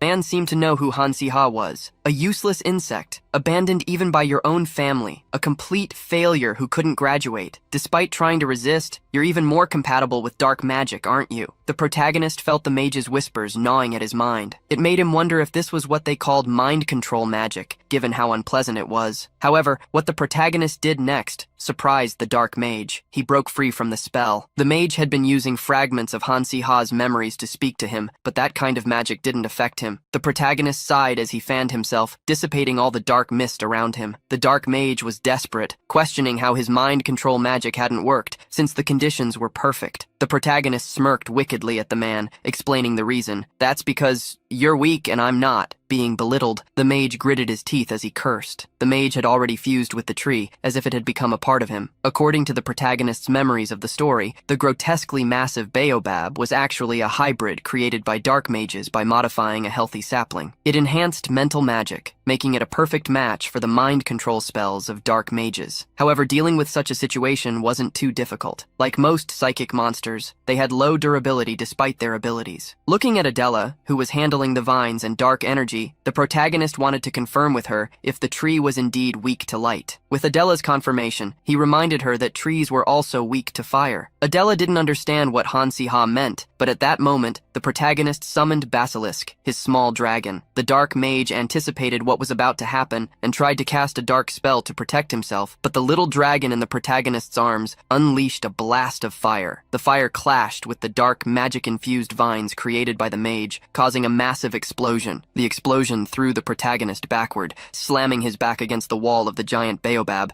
while he protected Basil. The protagonist was instantly worried about the small dragon, but saw that holding it close to him had reduced the impact, which was a relief. Taking advantage of the protagonist's distraction, the dark mage attacked. The protagonist was surprised to see several vines and branches lunging at him, but now he was no longer fighting alone. A sword slash defended the protagonist, cutting through the vines. Looking up, still seated, the protagonist saw a girl telling him to get up. Adela looked back, stating that Han-Si-Ha now owed her a favor. Both the protagonist and Basil sighed, relieved after the shock of the sudden attack. At that moment, Adela called his attention again. She announced that she would do her best to cut the tree's vines, while Han-Si-Ha and Basil should attack the mage with a strong blow to end the fight. Adela saw that Solia was recovering, but everyone there was still a student who needed to graduate, while their opponent was a powerful dark mage, making the situation utterly insane. However, looking at the protagonist, Adela said she felt confident that he knew how to end the mess. Smiling, she asked him if she was right. Not long after, it started to rain. The dark mage wondered why it was raining, and whether this was the students' doing, finding it strange that they would make it rain right after attacking him with fire. He assumed it must have been a spell that had gone wrong. After all, he was fighting children. The dark mage attacked the protagonist's group again, grateful for the clouds that would darken the environment, hindering light and favoring him once more. The mage's vines quickly wrapped around the protagonist's feet, making him believe this would secure his victory. But the protagonist smiled, not believing the mage had fallen into the trap. The mage didn't understand what the protagonist meant, but in the next moment, he saw him draw something from his back. The protagonist pulled out a staff and pressed it against the vines, casting a lightning spell. The electricity quickly conducted through the vines, which were connected to the mage who had merged with the tree. Thanks to the rain, the electrical power amplified far beyond expectations, electrocuting the dark mage completely. The protagonist shielded himself momentarily from the bright lightning before looking back toward the mage. The mage was still alive, though the entire tree was charred and his power was waning. He couldn't believe such a simple spell could have caused so much damage to him. The mage didn't understand why his mind control spell hadn't worked, and thus placed all the blame on the protagonist. Hearing the mage start to speak, the protagonist realized what was happening. The cliché of the villain's speech after losing a battle was about to begin. The dark mage murmured some words that caught the protagonist's attention. He mentioned that he needed to find the cube as soon as possible. The protagonist tried to question the mage about what he meant by the cube, but only saw him slowly dissipate into the air like smoke. The protagonist was certain he had heard about the cube before, something that had been mentioned in the original story. At that moment, Solia, who had managed to recover, walked up to the protagonist and called out to him. She tucked her hair behind her ear as she praised the command strategies Han-Si-Ha had just demonstrated, asking for some time to talk. At the girl's request to talk, the protagonist revealed that he had heard a lot about her and thanked her. Solia quickly dismissed the protagonist's thanks, stating that she should be the one expressing gratitude. She gave all the credit to Han-Si-Ha, as he was the one who suggested enhancing a simple lightning spell by using the moisture in the environment, and he had made it rain to extinguish the fire inside the tree, reducing the risks. However, the protagonist redirected the credit to her, noting that if she hadn't used her light barrier magic, he would have ended up as fried as the mage. But Solia returned the credit to Han-Si-Ha, stating that he was the one who had given the order for the defensive spell. Solia knew that creating such a plan in so little time, with the level of judgment and execution of such a daring spell, and showing that he already knew how she used her light magic, was an incredible feat. This made Han-Si-Ha gain a new perspective in her eyes. At that moment, the protagonist questioned the two girls if they had any idea why the dark mage had kidnapped them. Adela thought for a moment, and stated that, from how the conversation had gone, it seemed he wanted to brainwash them and use them as pawns. Considering this possibility, the protagonist knew that kidnapping two high-level students from Ardal Academy and brainwashing them to use as puppets deserved some credit. Realizing that the dark mages were skilled enough to capture Solia with such mind control magic, the protagonist concluded that he was not strong enough to defeat them alone with just his basic magical power. Looking down, the protagonist saw the one who always helped him, Basilisk, who was looking at him with a worried expression. The protagonist calmed the small dragon, who was visibly distressed by the situation. The little dragon seemed downcast, and the protagonist asked why he felt that way when he had injured his back trying to protect him. Seeing the protagonist's obliviousness, Adela crossed her arms and stated that Basil was worried about him. One, on the other hand, waved his hands and said that despite Hansiha being an S-class tamer, he was still oblivious to some things. Listening to the two of them, the protagonist finally understood what was going on. A realization dawned on him, and he grasped the feeling in his chest, the feeling of being bonded with someone. The protagonist had never felt the sense of camaraderie in his previous life, but now, with all the people around him, whether it was Adela asking to be praised for handling the vines, or one for having protected Solia, he was experiencing it for the first time. Stopping to think, the protagonist remembered that one more thing had happened during the kidnapping episode, something present in the original story, and decided to go check it out. Walking outside the great tree, the protagonist moved through a muddy area, like a small swamp. One followed him, though he complained, as Hansiha had only said he was going to take a look around. Adela and Solia had decided to rest inside the tree to recover a bit. Although the defeat of the monster tree had removed the toxins, the wild swamp was still not a comfortable place for humans to walk. Even so, there was a reason for the protagonist being there. Ignoring Juan's complaints, the protagonist quickly found the spot he was looking for. It was a hidden place within the academy. In front of him stood a giant stone wall with an opening in the middle, as if it could be opened, concealed by leaves. This place was known as the Hidden Door. Approaching the stone wall, the protagonist placed his hand on the rock. Without much effort, the door opened before his eyes, making one extremely excited. Originally, this door hid relics and treasures meant to be found by Ihan, who would come to rescue the exhausted Solia with light magic. However, this time he was one step behind. In front of the mountain of treasures, with chests of gold, jewels, and relics, the protagonist declared that now all of it was his, and he could do whatever he wanted with those riches. Walking among the treasures, he muttered to himself that even minor villains needed to survive, and he didn't know when he would find such a fortune again. Unlike the protagonist, who was overtaken by greed, Juan was more concerned about whether those treasures had an owner. The protagonist eased Juan's worries, saying that if there were an owner, they would have long since departed, as the stone relic at the entrance dated back 3 centuries. Juan was excited because this news meant they had gotten lucky. However, he wanted to know how Hansiha knew all this. The protagonist gave a classic excuse, claiming he had learned in history classes that tribes worshipping Cerberus often built statues in those areas. Besides the protagonist, Basilisk also enjoyed the riches, walking slowly over the gold, excited. The protagonist looked at his little dragon and asked what he was doing. Seeing the dragon grab a gold bar, he realized that even the creature knew the value of wealth. Thinking back, the protagonist remembered that Basilisk liked cheese, so perhaps he had a fondness for yellow things. Turning away from one and feeling generous, the protagonist told the student to take whatever he wanted, making one even more excited. One asked 3 more times if he could really take anything, seeking final confirmation. The protagonist didn't mind much, as his goal was something hidden. The protagonist then picked up a small hidden chest, remembering what he had read in the original work. In the grim survival story, where staying alive was more important than merely surviving, power was essential. Therefore, before gold and jewels, it made more sense to seek items that would increase one's power. The chest the protagonist picked up was the same one that should have gone to Ihan after defeating the Dark Wizard in the original story. One grew curious about the chest the protagonist had taken and approached to take a look. The protagonist revealed that inside the chest was a magic book. Young Juan was extremely startled when he saw the book's name, as it was a beginner's spellbook of dark magic. Juan immediately asked Hansiha to drop the book, claiming it might be cursed, and when he didn't, Juan questioned whether he still hadn't overcome his fascination with dark magic. The protagonist sighed as he flipped through the book, stating that Juan was wrong in his assumptions. Suddenly, the book glowed with an intense light and floated in the air. The protagonist received a notification that the magic book was synchronizing with his disposition. After the book's adaptation, the protagonist took it again and told Juan to read the title once more. Juan approached, curious, and saw that the book's name had changed. Now the title read, Beginner's Magic Book. The protagonist explained that the book changed according to the user's disposition. In the original story, the Dark Wizards were supposed to have kept this book, which turned out to be an extremely useful find, even if it only contained basic basic spells, it was still worth reading. The protagonist smiled, feeling he had hit the jackpot. This was a high-level magic book that recommended necessary spells based on the user's disposition and allowed them to learn the spells instantly, as if it were a scroll. Simply put, it was an opportunity to learn the basic spells that Ardell Academy students had sweated and bled for years to master. Holding the book, the protagonist gave a menacing smile, making one uneasy, while thinking that studying always depended on having the right tools. After taking what he wanted, the protagonist called one to leave, but the young man made a brief stop to grab one more bracelet before they departed. The protagonist also called Basil, who was bathing in gold, to come along, as the others were probably bored from waiting. As he walked toward the exit, the protagonist heard a voice calling out, "Hey, outsider!" He turned to look back into the cave, surprised. The same voice called out again, and glancing around, the protagonist wondered if he was the only one hearing the voice calling him. Suddenly, the book in the protagonist's hand began to glow again. Being called outsider was strange enough to not be mere coincidence, but the change occurring in the book made it even more suspicious. After catching the protagonist's attention, the voice continued speaking to him. "Greetings to the outsider who has crossed worlds. All your actions will change the course of the world." The protagonist was startled by the voice's comment about changing the course of the world, but he quickly realized what it meant. His thoughtless actions were indeed altering the original storyline. Originally, he wasn't supposed to be there that day. He was meant to be cut from the story. He was a character destined not to survive. There was a book capable of seeing through all legends and sayings. This book was the book of prophecy, the Carmen. The Carmen is an absolute prophetic book. No matter how much someone tries to deny it, everything the book says will inevitably happen. In light of what the book had told him, the protagonist wondered if he should step back now. As an outsider, he should have been isolated, distant from the original events. He questioned whether his own greed had led him to the heart of the academy, just to live comfortably. At that moment, the book, glowing with an intense golden light, began overflowing with pages as it spoke to the protagonist. "Strange outsider, if this is the destiny given to you, you must not deny it. Accept it. Thus, the trajectory of this world may be changed through you. If you do nothing, the world will walk toward destruction." Faced with this, the protagonist felt dizzy, suddenly powerless. Realizing that the lack of strength was the price of hearing the prophecy, he fainted. Back at the academy, the protagonist woke up and saw One by his side, complaining about how worried he had been when Han Si-ha suddenly passed out. The protagonist apologized, easing some of Wan's discontent. Showing that he was fine, he asked to be left to rest alone. One agreed and left, saying he would visit a few stores or something like that. The protagonist smiled in thanks, but his smile quickly turned into a complicated expression, reflecting his thoughts. He knew that the actions he had taken up until now had caused a small butterfly effect. The protagonist of the original story might end up failing, or the dark mages might win the war, which would eventually lead to the fall of the Ardell Empire. In a destroyed world, the protagonist knew he wouldn't survive. This was also the worst possible scenario for him. He sighed, lamenting that he had initially thought he could live peacefully on the sidelines of the story. Now he was about to mess up his own fate, just as he had in his past life. Getting involved in matters he shouldn't have in his past life had caused the protagonist to gain numerous unnecessary enemies, being betrayed, humiliated, and thrown into the gutter. He didn't want to live like that again, and he had wished with all his desperation that it wouldn't be the case. If the world truly were to end because of him, even though he tried to pretend he didn't know, the protagonist still felt a pain in his heart. Sitting on the bed in the infirmary, the protagonist continued to think, gazing out the window. He sighed and wondered why he was sitting there, knowing that he would face these same thoughts when a similar situation arose. He then concluded that he was the only one who knew about the main story that would unfold in the Worksel Academy, because he was the possessed one, the outsider. But soon he abandoned that thought. He was neither. He was just himself, with his own nature. When it was revealed at the academy that the mentor behind the kidnapping was a dark mage, the academy made sure to keep the incident a secret. The academy praised both the protagonist and One for bravely rescuing Solia and Adela, even though they had left the academy without permission. In the end, the protagonist ended up drawing attention once again. Moreover, something else happened. The day after leaving the infirmary, news bombarded the protagonist. The students of his class were required to do a group project. A group project could always be summed up as a bus driver and his free passengers. There was always that one person who didn't want to do their part for some reason, leaving all the research, preparation, and presentation to what was known as the group's driver. In addition to the troublemakers, the protagonist remembered partnering up with those who didn't care about the work, didn't put in any effort, and just copied whatever information they could. In the end, he had experienced several disappointments with these partnerships. Recalling the story of Sil Academy, the protagonist remembered how the work showed that group projects were harder than any monster hunting, as most of the story focused on group practical magic tasks. Thinking about the first test in the story, the protagonist knew that the group's goal was to return with an item from each dungeon. The higher the level of the explored dungeon, the more bonuses would be obtained. But since the test period was very short, failure meant one thing: failure. Professor Grint explained that he was excited to see everyone demonstrate excellent teamwork and stated that the formation of the groups would be left to the students themselves. When the students realized they would have to form their own groups, they became desperate. Professor Grint then gave them 10 minutes to quickly organize themselves into groups. The protagonist yawned, facing something so boring. He hoped a group of responsible members would roll over to him. Suddenly, someone pulled the protagonist out of his precious yawn by calling his name. The protagonist of the original story was asking Han Si-ha if he would like to be in the same group as him. Not only the protagonist, but also other students who witnessed the scene were surprised, wondering if Ian was inviting Han Si-ha to his group because he had received a good grade in taming. The protagonist asked Ihan just to confirm if he was really inviting him to the group project. Ihan smiled, confirming his request, but the protagonist's response shattered his reality. Stating that it would be too problematic, he rejected the offer. Having his invitation turned down wounded Ihan's pride, as if an arrow had struck his chest. Sometime later, after class, the protagonist gathered with Won and Adela in his room. Won was crying, asking how Han Si-ha could reject someone so easily, while Adela called him heartless. Won expressed his surprise, stating that Han Si-ha hadn't just rejected someone who wanted him in his group, but rather a genius who desired his presence. He asked why he would reject it, especially since having Ihan by his side would guarantee a victory. The protagonist used the same excuse as before, saying it would be too troublesome. He mentioned that the three of them, Won, Adela, and Solia, could feel comfortable because they had already worked with Ihan before. Internally, the protagonist knew that wasn't the real reason. He was actually scared because he didn't know what would happen if he got involved with the main character of the story. Desperately trying to change the subject, the protagonist commented on everyone wearing the new uniforms, avoiding talking about Ihan. Won was quickly drawn to the new topic, commenting on the uniforms. He explained that the ties and robes were different for each department starting in the second year. Natural sciences wore red, the magic department wore blue, necromancy wore green, and theology wore purple. He arranged his tie elegantly, while the two girls commented on how wearing matching clothes made it seem like they were really on the same team. The protagonist sighed. No matter how smart the main characters of this story were, they were still children, as they seemed so happy about something so trivial. The protagonist interrupted the conversation, stating that they needed to decide which dungeon to conquer. He then suggested a B-level dungeon called the Haunted Forest. He was then asked if it wouldn't be worth aiming for a high score by choosing a more difficult dungeon, like an A-ranked dungeon. The protagonist replied that it made sense, but there was another factor. He asked if they remembered that the score was determined by the item they brought back, and said that, in fact, there was an S-level item hidden in the Haunted Forest dungeon. This sudden information surprised the whole group. They quickly realized how incredible this was, because if they managed to obtain such an item, they could defeat all the other groups, as seeking additional rewards could be exactly what Professor Grint was trying to encourage them to do. One was curious about how the protagonist found so much useful information that he himself didn't know, and the protagonist replied that he could call it reading between the lines. With that, everyone agreed to go to the dungeon suggested by the protagonist. Of course, the hidden reward in this dungeon had originally been found by Ihan in the third year, in the original story. But since the protagonist was no longer just an observer but the driver of this world's destiny, he wanted to make some preparations. The group decided to prepare and meet in 2 days. Deep within the Ardell Academy, passing through dark corridors, a group of students, more resembling troublemakers, had gathered. One of the students commented to their leader that they had obtained the information that the dungeon chosen by the students they were watching was the B-level dungeon, the Haunted Forest. The group leader placed his hand on his chin, thought for a moment, and said that the situation couldn't be more perfect. Removing his hood and giving a sinister smile, he said that it might be a good idea to establish some groundwork in that very place ahead of time. The day to enter the dungeon quickly arrived. While most dungeon entrances were located in the outer areas of the academy, the Haunted Forest dungeon had to be accessed through the Ardell Academy library. As they walked through the dark corridors of the library, the protagonist mentioned that there was a rumor about ghosts escaping from the dungeon and wandering around the library at night when the barrier was weak. Alarmed, Adela tried to brush off the idea but still glanced around nervously. The protagonist reaffirmed that he was telling the truth. At that moment, Adela jumped, noticing a person in one of the library corners, making her scream, thinking it was a ghost. The young man in the corner of the library had a vacant expression, but stated that he was just a normal person, though ghosts did indeed exist, as they were a type of monster. While Solia tried to calm Adela, the protagonist questioned the student about who he was. Noticing the color of the student's tie, the protagonist realized that he wasn't a student of magic and asked why he was there. The young man introduced himself with a calm smile, claiming to be a first-year student named Usher Barton. He said he was there to enter the dungeon with the group. The protagonist was surprised, and hearing the young man's name, he felt it was was familiar. After thinking for a moment, he recalled that Usher Barton was a prodigy with extraordinary talent in divination magic, a student admired by the second-year theology department. Usher asked to join the protagonist group in the dungeon, swearing that he wouldn't be a burden. The protagonist tried to imagine what would happen if someone like him insisted on joining the magical class's dungeon attack. He studied Usher closely and asked if the young man had seen something. Usher looked startled by the question, surprised. Seeing Usher's reaction, the protagonist realized he was right. He then asked the young man if his assumption was correct, meaning that he had a specific goal and would need to follow the group to achieve it. At that moment, a girl approached the protagonist's group. "Oh, you shouldn't be so quick to distrust people. If you're going into the haunted forest after that dusty shelf, he'll be quite helpful, right? Since he can see ghosts." At the girl's sudden appearance, Adela got scared a second time that night. Seeing that she had startled someone, the girl apologized. She then introduced herself, making a victory sign with her fingers, saying she was Yoon Ha-yul, a second-year theology student, and Usher's guardian. Yoon Ha-yul then revealed that just as Han Si-ha had suspected, during a divination magic practice session, Usher had seen something, and ever since, he had insisted on following Han Si-ha. It was the first time a normally quiet child had reacted so strongly, so Ha-yul, who personally taught Usher, got permission from a professor to accompany him. The protagonist gave Ha-yul a dark look, stating that he didn't care, but questioning if she was going to interfere with his business, like a spy from another team trying to sabotage their mission. Ha-yul reassured the protagonist, saying that the real reason she became Usher's guardian was because of him. The protagonist was curious about the reason behind Ha-yul's comment, but she soon told him. With a bright look in her eyes, the girl revealed the most unlikely thing possible. "Han Si-ha! You're totally my type!" The protagonist was stunned to hear such a thing. Ha-yul seemed delighted as she spoke about her feelings. "The moment you were assigned to the magic department, our eyes met, and I just knew. Your slightly upturned eyes, your slightly messy brown hair, and that sly smile. That's totally the type of guy I think is handsome. I always welcome opportunities to get closer to handsome guys like that." The protagonist felt as though his soul had left his body upon hearing Ha-yul's declaration. One, standing behind the protagonist, explained that Yoon Ha-yul was famous not only for being from the theology department, but also for being a collector of handsome guys. One stated that since the haunted forest dungeon they were heading to was a place filled with dark energy, having theology students with them didn't seem like a bad idea. Solia also agreed with Wan, which made the protagonist frustrated. Seeing that everyone was agreeing with her, Ha-yul became excited, urging everyone to enter the dungeon. To access the haunted forest dungeon, it was necessary to pull a specific book from one of the bookshelves. As soon as this was done, a light shone from the empty spot where the book had been. The light spilled through the bookshelf opening, forming a large portal in front of them. The portal to the haunted forest. Basil's eyes widened in fear as he watched the portal being formed, as the only dungeon he had experienced so far was the slime dungeon. The protagonist picked up the little dragon to avoid any initial confusion. Holding Basil in his arms, the protagonist confidently led the group toward the dungeon. Inside the dungeon, explosions were happening all around due to the magic the group used to attack the monsters. The protagonist commanded Adela and the others to move in coordination, advancing with more efficiency. The protagonist sighed as he observed the battle. He wasn't surprised that Grint placed so much emphasis on teamwork and group activities. The group received 2 special items upon entering the dungeon, 2 blindfolds. Without these items, they wouldn't be able to see the ghost monsters inside the dungeon at all. Therefore, if anyone in the group was too ambitious for individual points or didn't cooperate well, the group could be defeated before even encountering a monster. Because of this, the protagonist had already decided in advance who would wear the blindfolds before entering the dungeon. The group entrusted their sight to Adela and One, who had high mobility. Meanwhile, Solia, who was stronger against dark monsters, and Basil, who had high firepower, took on the responsibility of quickly eliminating the smaller monsters. The protagonist also used his magic to create arrows and destroy small ghosts. This was a perfect plan. Ha-yul, who was watching the battle alongside Usher, commented on how amazing the protagonist's group was, handling the monsters without even the help of the theology students. Usher, however, said that what was most impressive was Han Si-ha, because even without any theology lessons or special items, he could effortlessly track the movement of the ghosts. It was like a warrior advancing into battle with his eyes blindfolded. Seeing all of this made Usher certain that the revelation he had heard the other day was not wrong. He had seen that the outcast from the magic department would be the one to save the world. Suddenly, Usher noticed something and shouted to warn the protagonist, "Sunbae Han Si-ha! A powerful energy is coming from the right side." The protagonist quickly turned to see what was happening. From the side where Usher had warned, a strong amount of evil energy was overflowing, flooding the haunted forest. The protagonist felt a sense of disgust coming from the mist, a tension that made him feel as if he was facing a horde of monsters. The protagonist then realized what was happening. The dungeon's boss monster had appeared early for some reason. It was a monster that resembled death itself, a hooded skeleton carrying a scythe of death.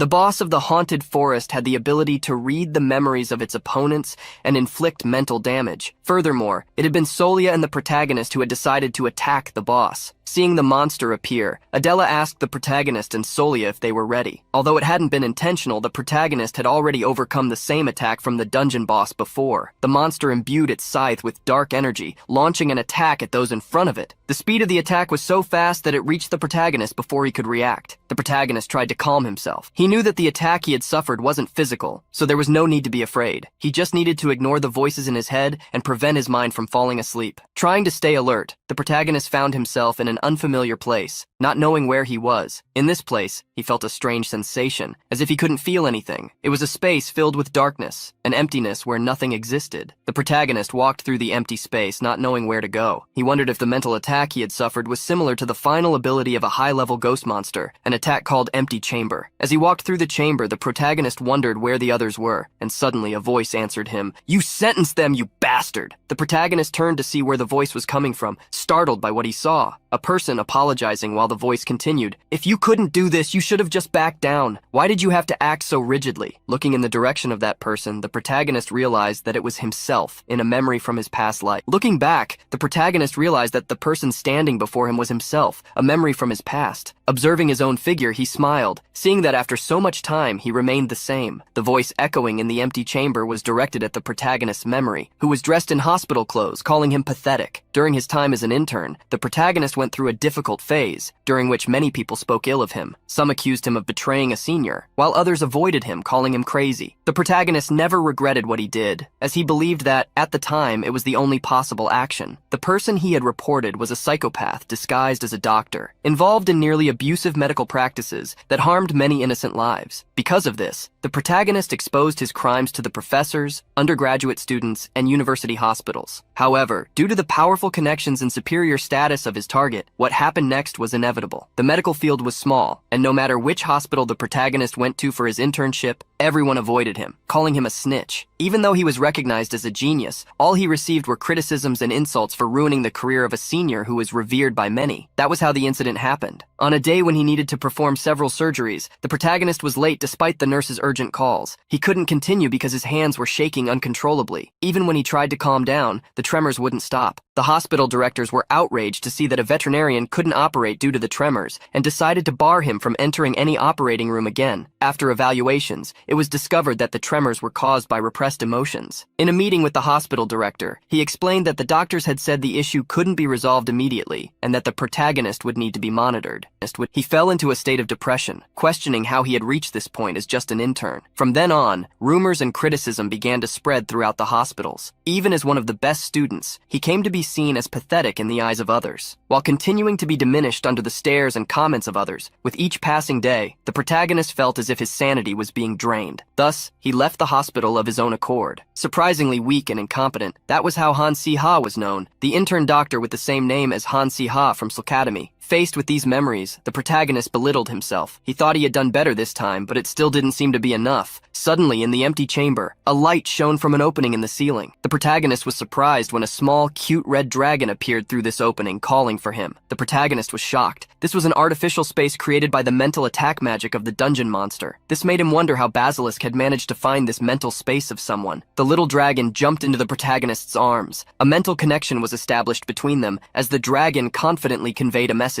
The protagonist finally understood the situation. There was a magical connection between the hearts of wizards and tamed monsters. He could vaguely sense that the little creature had also been able to feel his negative emotions and past anxieties, and had come to rescue him. The protagonist embraced Basilisk, asking how such a tiny creature could be so emotional. Feeling the protagonist's affection, Basil hugged him back, very happy. At that moment, Han Si-ha understood the reason for his past actions. He had not made the report because he disliked the arrogant senior, or wanted to start a childish rebellion. He couldn't betray his own sense of justice, which wanted to save injured animals because he wanted to protect them. Lifting the little dragon up, the protagonist thanked him for rescuing him and clearing his mind. Basil suddenly started trying to point in a direction, as if telling the protagonist there was something over there. The little dragon began waving his arms, agitated to show the protagonist what he wanted. Looking where Basil had pointed, the protagonist was incredulous. Looking in that direction, the protagonist found the hidden item he had come to seek in the haunted forest dungeon, a lantern inside a giant heart. The protagonist approached the lantern while carrying Basil in his arms. He remembered that the name of this hidden item inside the dungeon monster was the Phantom Lantern. Amazingly, such an item was actually the monster's core, its heart. The protagonist then realized that to defeat the monster and leave that chamber, all he needed to do was destroy it.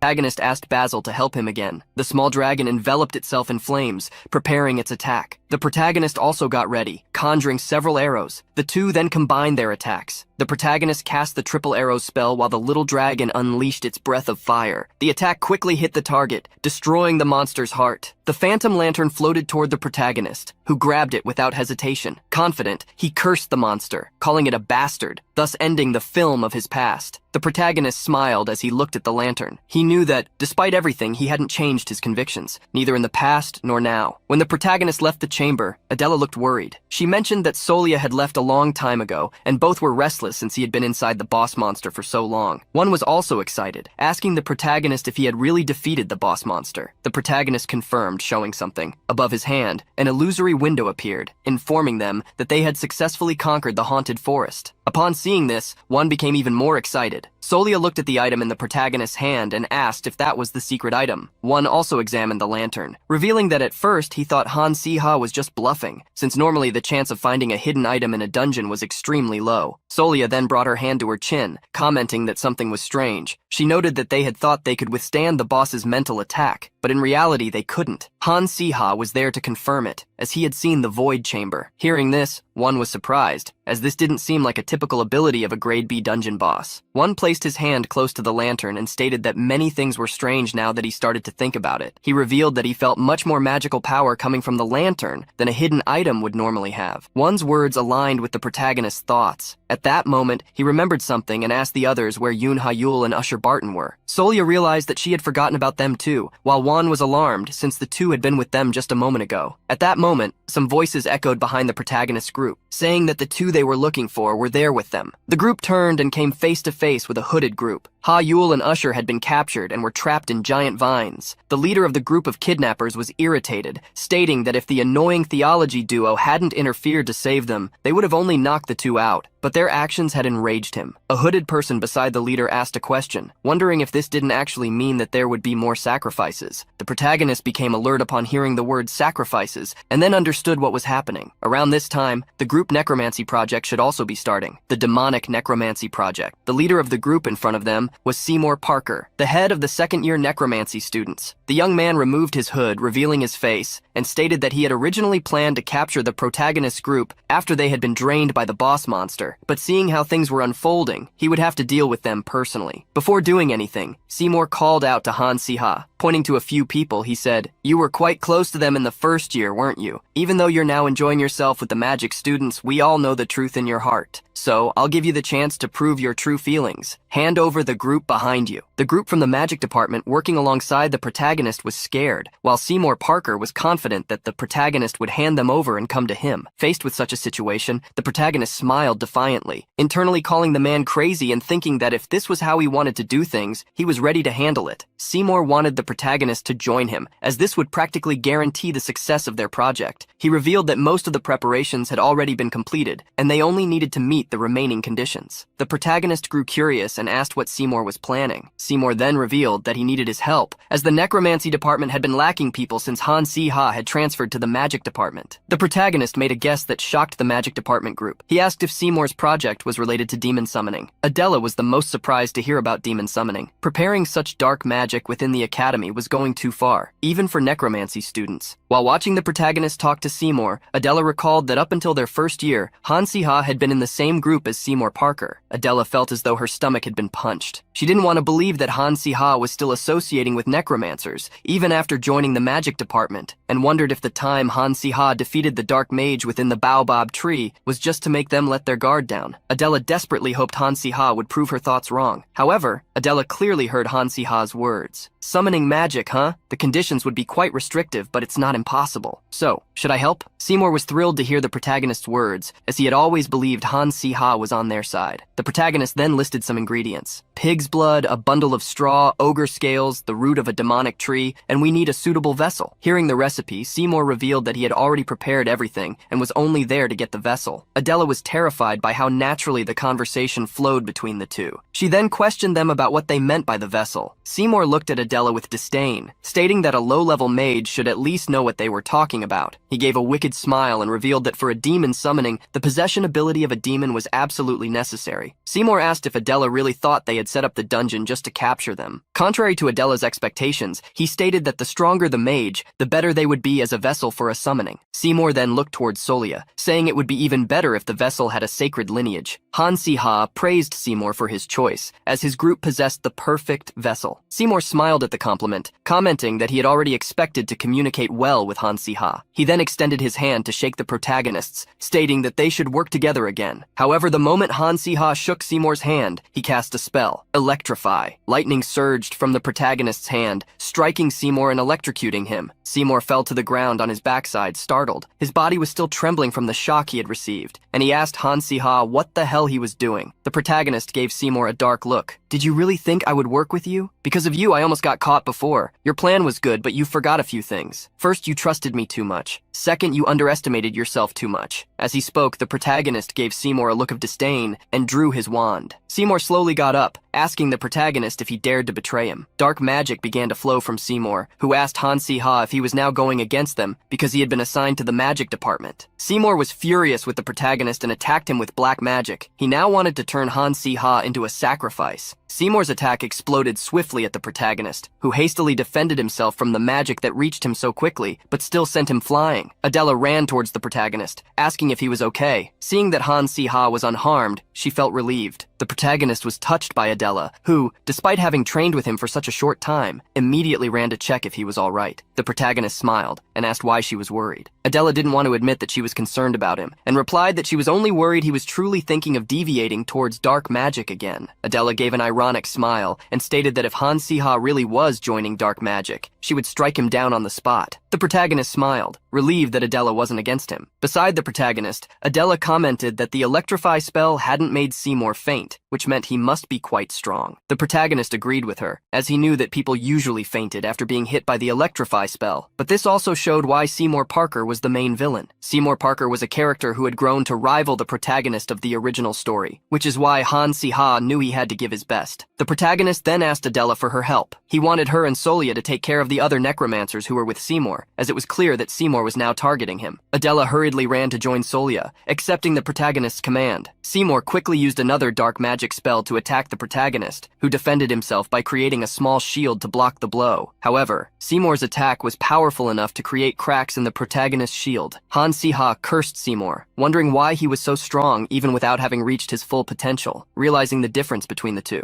Seymour, a villain, and himself, merely a supporting character. Seeing that the protagonist was distracted, Seymour seized the opportunity to attack again. Using another spell, Seymour knocked the protagonist's wand from his hand. Seymour approached Han Si-ha, gripping his neck. "You better think carefully about your position, Han Si-ha. You're becoming quite famous, and you already know a lot about our plan. Wouldn't it be better if we took you out of the picture now?" The protagonist clenched his teeth at the threat. It seemed it wouldn't be easy to go against the flow of the original story, especially since he knew from the start that Seymour was an opponent he couldn't defeat. However, Han Si-ha knew there could be a variable in this fight, like a small fire dragon that suddenly appeared, breathing fire at Seymour's back. Seymour looked behind him as he felt the heat approaching, but he wasn't quick enough to prevent his clothes from catching fire. Freed thanks to Basil, the protagonist thanked him for saving him once again, while Seymour cursed the small dragon. The protagonist looked in Basil's direction, seeing a notification above his head. The small dragon had evolved to level 10 and unlocked a new ability. Basilisk had unlocked the Fire Spike ability, which summoned a pillar of fire to strike targets and creatures around him, sparing allies. The protagonist was impressed to see Basilisk evolve at such an opportune moment. The protagonist's eyes lit up with joy at the perfect timing. He approached the small dragon, their eyes showing the mental connection between them. Understanding what the protagonist wanted, the small basilisk used his new ability. A pillar of flames shot up into the sky, startling one, who called Han Si-ha crazy for using fire and lightning in the middle of a forest. Solia quickly raised a light shield as the protagonist had requested, to prevent their group from being turned into toast. At that moment, Han Si-ha fell to his knees. He hadn't expected the spell he cast to drain him so much. Moreover, Basilisk seemed to be out of control, causing Han Si-ha to struggle with the amount of power his pet was expending. Amidst the flames, Seymour stood up, surprised to realize that Han Si-ha was a tamer. However, he declared that others might fall for that trick, but he would not. The protagonist was incredulous to see that Seymour was unharmed, comparing him to a cockroach that survived any adversity. Seymour pointed his wand at the protagonist, making a vow. "Even if I fall in this forest today, I will make sure to take you down with me, you traitorous bastard." The tip of Seymour's wand began to release an immense amount of dark energy. At this, the protagonist's eyes widened. However, before Seymour could cast his spell, a thud was heard, and then he fell. In the spot where Seymour had previously stood, a girl was now standing. The protagonist wondered what was happening, as the girl who had knocked Seymour down was also wearing a necromancy student's cloak. The girl was holding an enchanted shovel, and her cheeks were flushed. She said she was glad she wasn't too late and happy to have her personal defense shovel that her father had made. The girl pulled back her hood, revealing her golden hair tied in 2 braids, and asked if Han Si-ha was okay. Looking at the blonde-haired girl, the protagonist recognized her and wondered how she had ended up there as well. After being saved by the blonde-haired girl, the protagonist fainted from exhaustion. When he woke up, the situation was quickly resolved. The Black Magic and Necromancy Club was temporarily suspended. Yoon Ha-yul, Usher, and the members of the protagonist group were given some time to rest and recover. As for the protagonist group project, nothing unexpected happened. On the day the grades were revealed, Professor Grint gave them the highest score. They became the only group to earn a perfect score in Professor Grint's class. That night, Adela was the most excited, even bothering the protagonist with her outburst of happiness. Many students were surprised to learn that the protagonist group had found a secret item and began associating this with Han Si-ha, someone who had become famous for rejecting Li Han. After going through such busy days, the protagonist headed to the Academy's underground prison. The prisoner the protagonist was visiting revealed that he had been curious to know who was visiting him. Upon seeing that it was actually Han Si-ha, Seymour gave a tired smile. Seymour Parker was irritated, asking the protagonist if he had come to see him cry in prison. However, the protagonist asked Seymour to calm down, assuring him that he would leave the prison intact. Seymour gritted his teeth, asking what Han Si-ha was talking about. The protagonist then commented that he knew Seymour was a noble, and that his family would not just sit idly by and allow their precious and noble heir to remain imprisoned. Han Si-ha raised the possibility that in fact Seymour's family might let him stay there, since he had dishonored the family with his actions. Seymour became even more enraged, grabbing the prison bars and trying to rip them out, furious at what Han Si-ha had said. Seymour seemed on the verge of losing his mind. He wanted to know why Han Si-ha had visited him and demanded that the protagonist get to the point. The protagonist then smiled and handed Seymour something. He passed a piece of paper to the prisoner, who looked at the paper with curiosity while the protagonist walked away. The protagonist revealed that soon Seymour's father would be there to rescue him, as he couldn't simply let his only son tarnish the family name. The protagonist asked Seymour if it wasn't true that his family was known for coldly expelling anyone who stained their honor, questioning what would happen to Seymour now. Provoked by the very name of his family, Seymour gritted his teeth. The protagonist smiled, pleased to have reached his goal. Seymour was truly just a child. He wasn't afraid to be involved with dark magic, but he was terrified of being disowned by his family. Seymour then began reading the paper handed to him by the protagonist, surprised. Seeing the surprise in his eyes, the protagonist commented that this was the favor he would grant Seymour. If the situation worsened, he should use the letter in his hands. Seymour began to tremble as he read the letter. The protagonist remarked that it was a letter stating that Seymour had been blackmailed by the Dark Mage Group. Obviously, the letter was fake, but the Dark Mage symbols had been correctly drawn, so it should appear real enough. Seymour smiled in disbelief, as the letter in his hands was perfectly convincing. The protagonist turned his back on Seymour, stating that with the letter, his sad story as a necromancy student who was forced to summon demons would be complete, and thus his family would have a way to clean up the mess he had made. Seymour grew suspicious, asking why the protagonist was giving him such a letter. However, he changed the subject, asking where the symbol on the letter came from. The protagonist smiled faintly, leaving Seymour's last question hanging in the air without an answer, simply stating that no one at the academy would do Seymour such a favor. After leaving the underground prison, the protagonist met with the director and the golden-haired girl for tea. The director asked the protagonist if he had handed the letter properly. Smiling as he held his cup, the protagonist fully credited the director's help. After Han Si-ha woke up, Director Ernest called him separately, offering him an unprecedented reward. The director stated he would give him anything he wanted. The protagonist, however, asked for leniency for Seymour Parker. In response, the director expressed surprise, although he had already stated he would grant anything to Han Si-ha. Ernest pointed out that Seymour was the leader of the Black Magic Club and the mastermind behind the incident, and that such an act deserved more than just a simple punishment. He then questioned whether Han Si-ha had seen something in Seymour. The protagonist stated that Seymour Parker was the type of person who became stronger when driven by revenge. Therefore, if they expelled him from the academy after this incident, he would harbor resentment and fall even further down the wrong path, wasting his talents. However, if the director showed some mercy and granted him some leniency, the Black Magic Club would naturally be disbanded, and Seymour's exceptional talents would be directed toward the right path. The protagonist was, in fact, afraid that Seymour might pursue revenge against him, so this was an attempt to secure some safety for himself. The director smiled, falling for the protagonist's persuasion, and remarked that apparently Han Si-ha had some qualities of an educator. The girl who was also present in the meeting agreed with the director as she stood up. The golden-haired girl with braids at the meeting was named Natalie. In the original story, she was portrayed as a brilliant and lovable student, adored by everyone, which surprised the protagonist when he suddenly saw her among the necromancy students before he passed out. The protagonist then looked at the girl and asked what her true identity was. Natalie gave a silly smile, realizing she had never properly explained herself. She then revealed that she was an observer planted by the director in the Black Magic Club, essentially an undercover spy. The protagonist was surprised by the explanation, stating that the Black Magic Research Group must have been blind not to look within their own ranks. The director smiled proudly, though he admitted that this time he had been quite scared. After all, having a legalized black magic research space should have prevented students from causing trouble by practicing black magic out of pure curiosity. The director was especially worried because the demon summoning plan was ultra-secret, shared only among a few students around Seymour Parker. That was why he only found out about the situation when it was already unfolding in the dungeon. Natalie gave a bright smile, saying that if Han Si-ha hadn't been able to help her in the dungeon, she wouldn't have been able to fulfill her role, and the students from the magic department wouldn't have survived either. She then thanked the protagonist once again. The protagonist scratched the back of his neck,